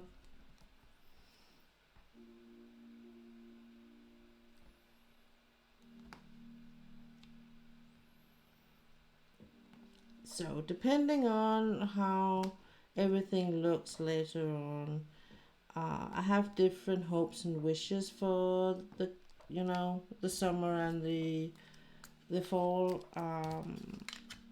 I hope at one point, I hope that we will have the money to go and either go on a summer house or maybe go on a trip. And then as I said, I really want to do like some sort of giveaway in the fall, in a way like I did before with the with these, when I did with my cover minders here with the dragon cat eyes. I did a small giveaway, and it was really a small one, because it was only between my Danish followers. If I do one here on Twitch, it will be for everyone. And I'm probably gonna do, like something like, it's gonna be a gift card to DAC or for Oaloa, doing that. So just because it's easier when it's international. But I still have to pay for it, so I need to wait for the finance situation to settle down before I do things like that. But when I do things, I will of course let you know. But it's not gonna be a diamond painting along. It's just gonna be a pure appreciate thing, and just because I don't have that much else I can do. So that I would love to do later in the year.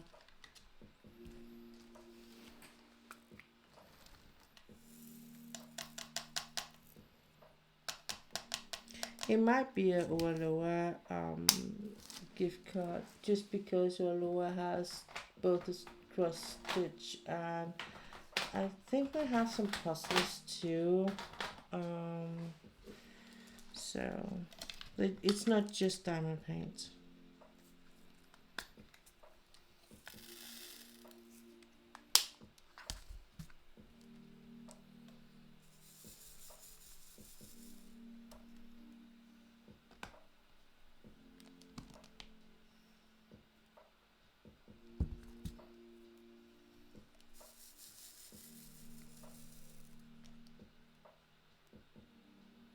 See, it's not gonna be that overdue because this is really moving good.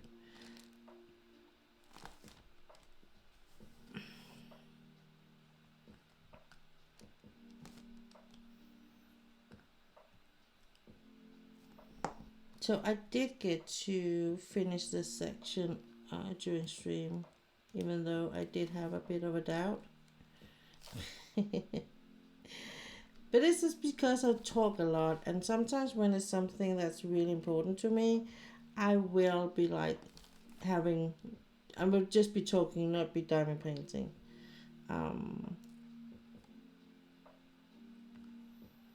And when it's a bit late on the day, it has something to say too. But yeah, apparently I can still get something done while talking.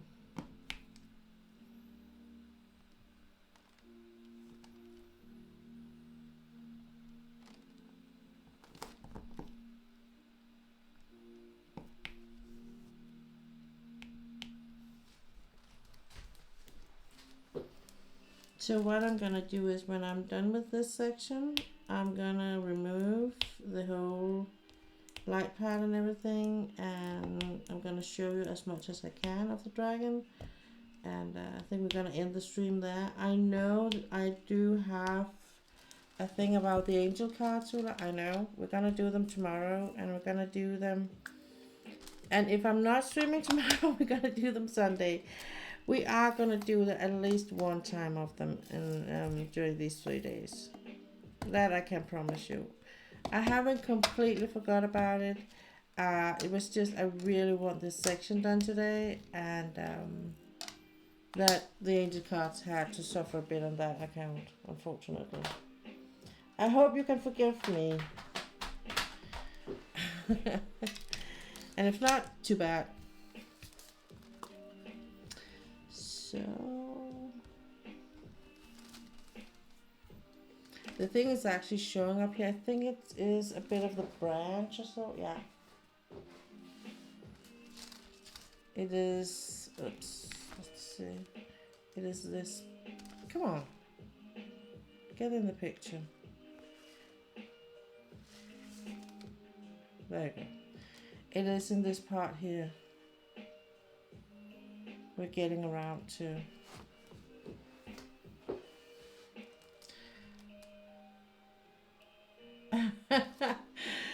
Ulla says she can forgive me because she's too tired to get it anyway today. So yeah, we're gonna do it tomorrow or Sunday, and it's gonna be like last week. I think something with you can decide yourself what kind of card you want. So you can get it in Danish if you want to.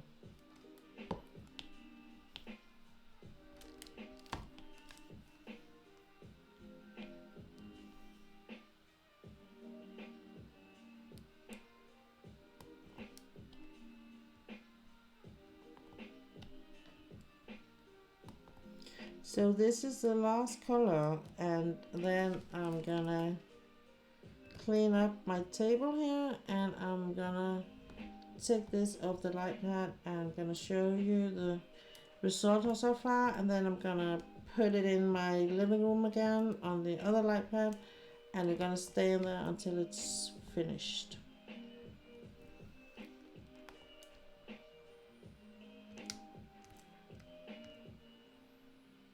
So tomorrow I'm gonna work on the all over, either all over cross stitch or all over diamond painting.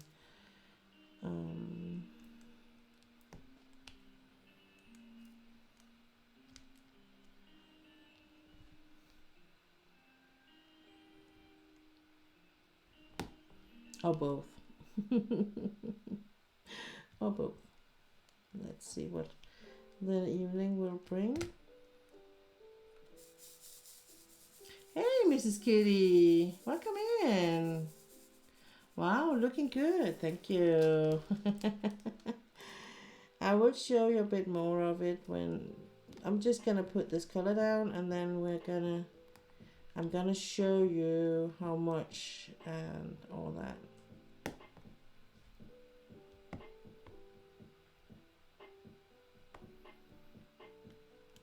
It is kind of funny. I still can get surprised, and in a positive way, how it looks when you put the drills down. But I can, and I am with this one. I don't think I kind of expected the AB drills have that amount of impact on the picture. But the way they are placed makes so much sense and just make the dragon even more popping, I think. And the whole snow theme is just, yeah, it's perfect. It's perfect. And if I had a dragon like that, I would never, walk again. I would ride it all the time, just for showing off. To work and yeah, like they wouldn't stare at all, me riding on a dragon. Hey, why are you looking at me like that? That's a really common thing, to ride on a dragon.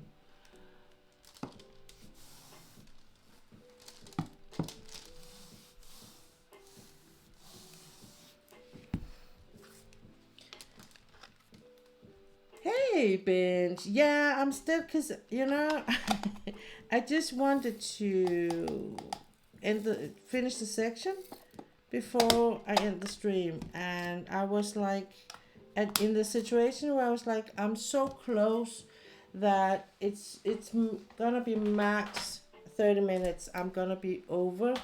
And I have done that so many times. So if I do it today, it will be quite okay.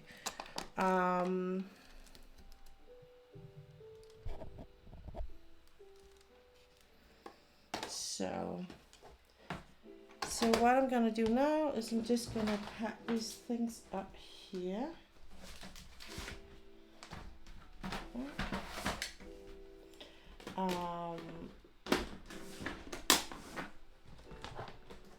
Oops.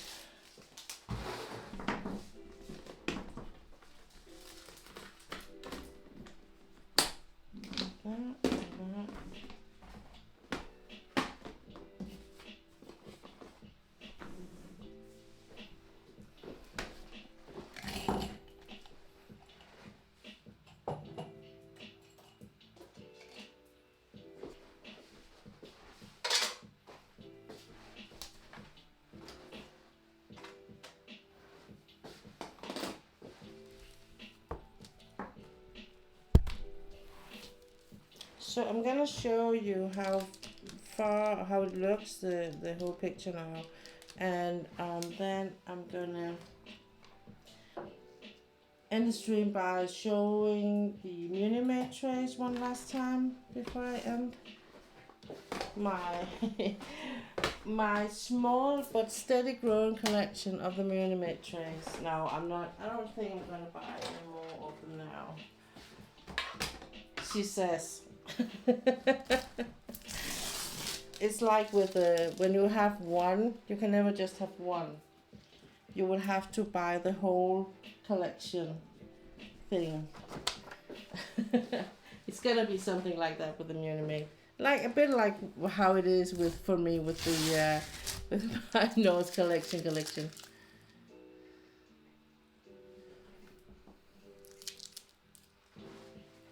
I did post on Binge Bear Stitch Discord. Yeah, I did do that. So, but that before I got this far, I haven't posted this far on it.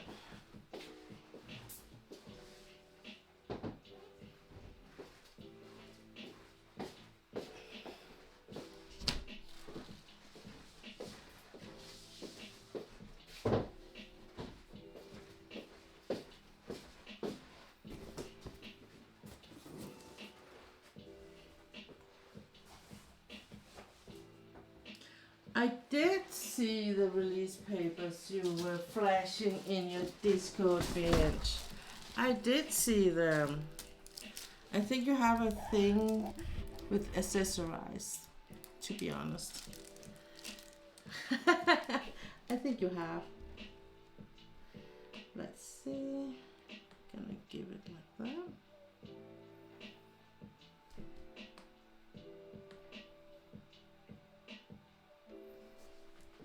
There you go. So this is how far I am, and like I said in the beginning, the AB drills is kind of here on the wings on the dragon, and here. So there's actually a lot more AB drills than I thought, but the way they place them is like.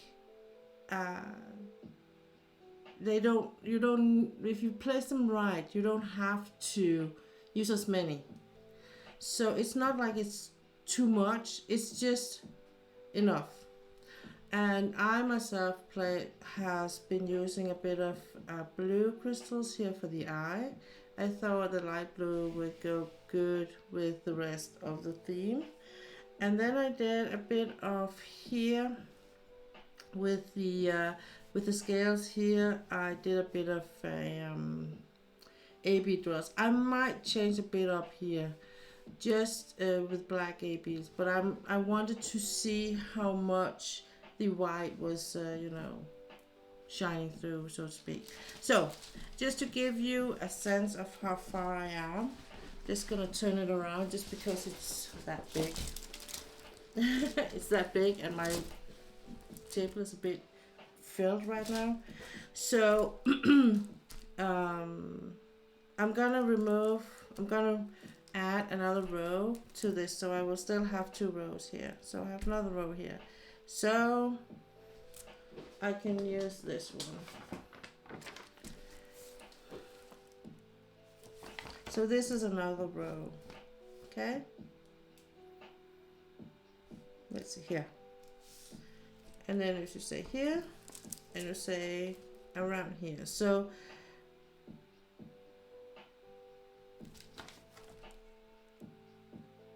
I usually say, how is it? This way is 2 rows. So I have just about 4 rows left, and then I'm done. So it's close, it's really close, and I'm in happy girl. So I'm just gonna put this in my living room where I have my bigger light pad, and tomorrow I'm gonna prepare for start the next row. So if everything works okay and runs smoothly next week, when I start streaming next week, I will be close to done or done with this picture. That's how I feel it. depending on how the next couple of days are going. I'm just gonna put this in my mirror, you know?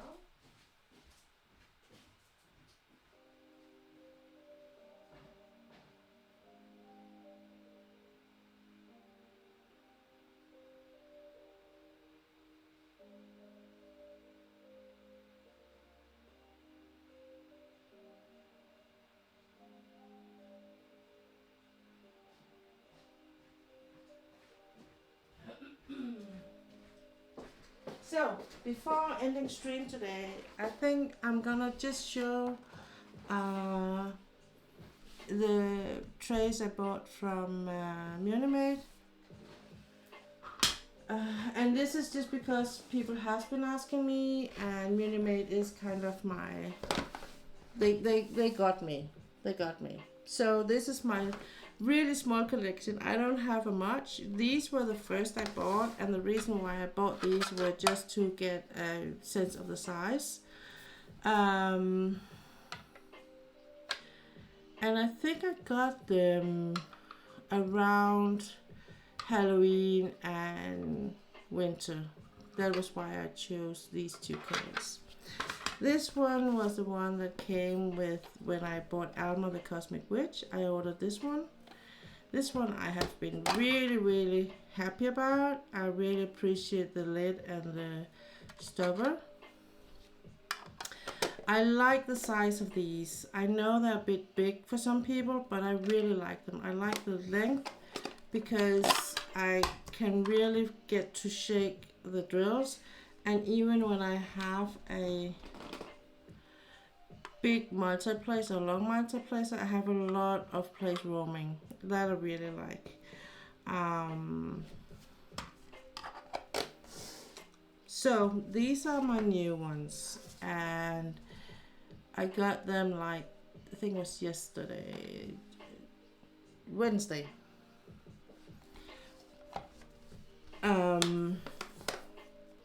I like the new designs of them. They have made a bit of an edge here around it, just for decoration. But the functions are the same. So inside they are just the same as the other one I bought. There are no difference. I think that, no, not the same. They're really smooth I just used the small one of these ones, and it's really smooth when I use it with the drills. So I like that a lot. I think the difficult thing for me when it comes to trays, and that's just in general, is to choose the colors, because they will always have some kind of variation, and you know, what does it mean when they say it's a rainbow color? What does it mean when they say it's a, what is the other one, unicorn color? You know.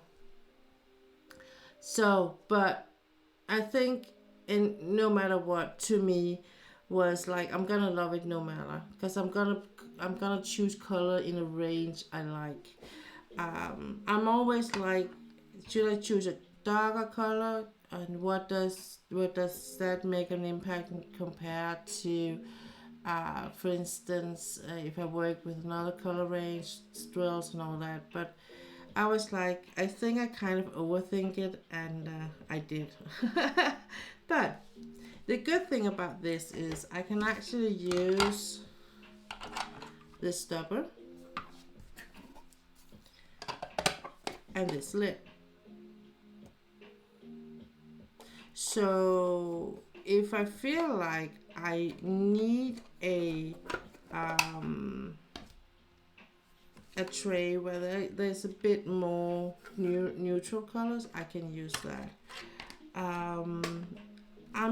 There's something with this tray and the bottom of it. There was a bit of a rough in the beginning. It's a bit smoother now. These are completely smooth, nothing there. So I think it was a bit with the material there. I did use these two, where I used that one for the light, for the white, and I used these for the dark, and I can use them just as good as I use the one that it actually belongs to. So that I also like about it, that I don't have to order or ask if I can buy an extra pair of lid and stopper for this one. I can actually just switch them. And I'm not one of, I don't use like a lot of trays to have like standing around with different colors in. I use one color at a time. So, however, this was like the first package that came from the States. The second package are still in custom. Stila has sent me something, and it's like almost you can reach it, but you can't get it. I think why it's a bit stuck in custom is because it is a gift, and maybe they took them out for control or something, or they're really a bit in doubt whether I should pay something for it or not. Anyway, this landed, the Munimade tray landed exactly the same day as Steela's package for me. This I have now, the other one I haven't got. The other thing I got from Munimade was this really, really cute small figure.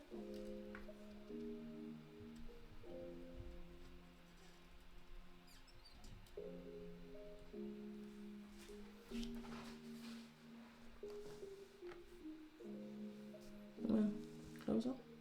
Yeah.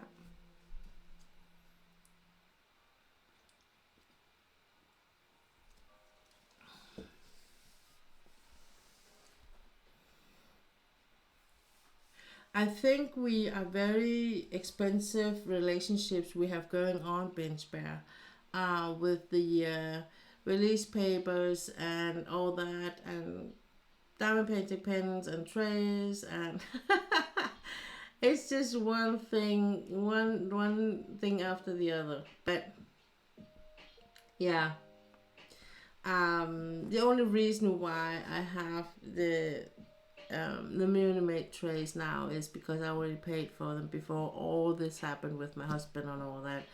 So the only thing I had to pay when they landed in Denmark was the import tax and all that. But beside that, that was it. So so if you're wondering when I'm telling you I have no money and I have no buy, that is why I can actually say yes to those trays now, was because I got them before that happened.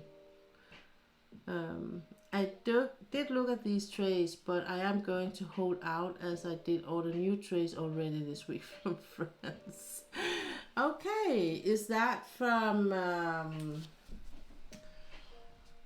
3DL Art? Is that what it's called?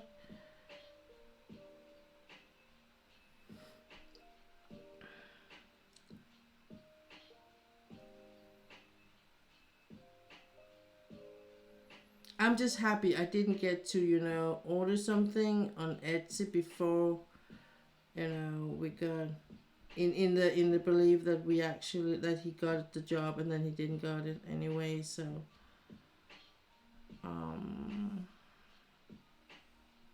don't know if I had bookmarked them anymore.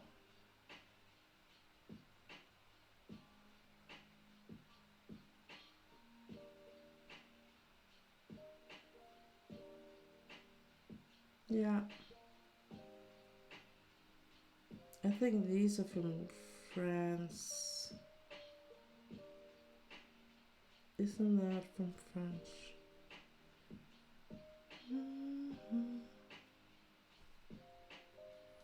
But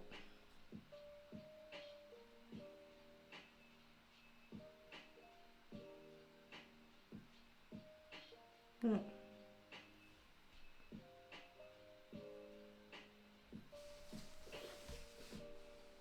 Yeah. I have bought trays there too. I hope you're more lucky than I am. I will. That's all I'm gonna say. And if you're more lucky than me, good on you.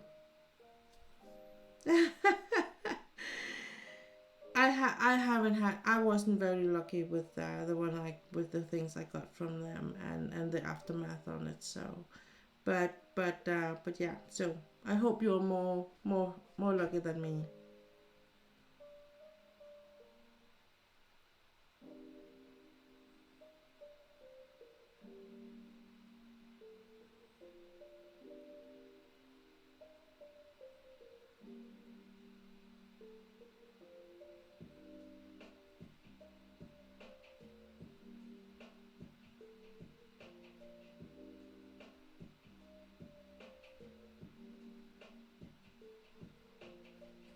They have expanded a lot. I can see on the shop. It's been a while since I was in there.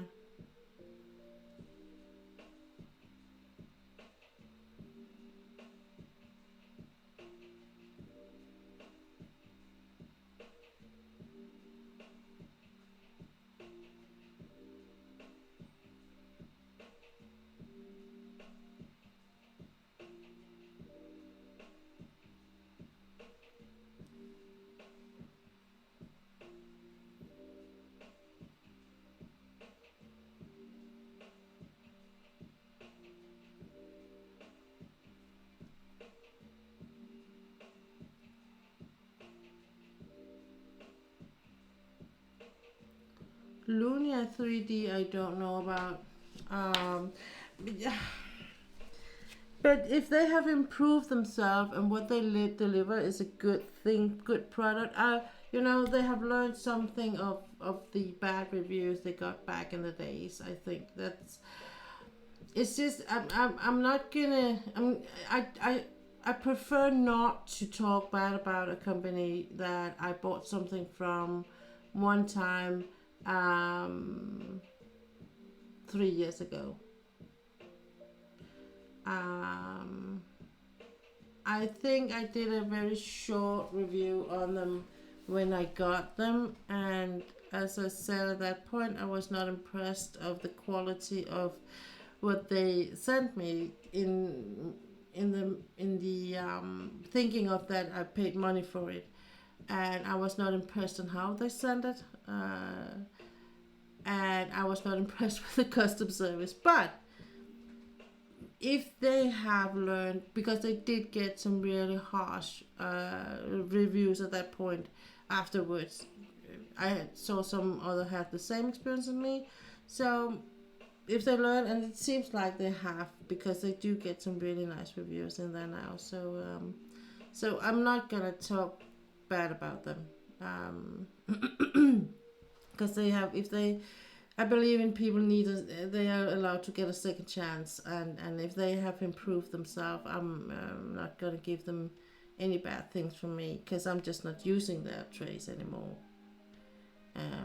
So so that's just it. So I prefer you just get your own, and I mean, if what you get is like what they reviewed on the Etsy app, I mean, you can expect some really fine products. So I'm definitely gonna support that. In that sense, I'm just not gonna buy from them. But that's on my part, you know. Um,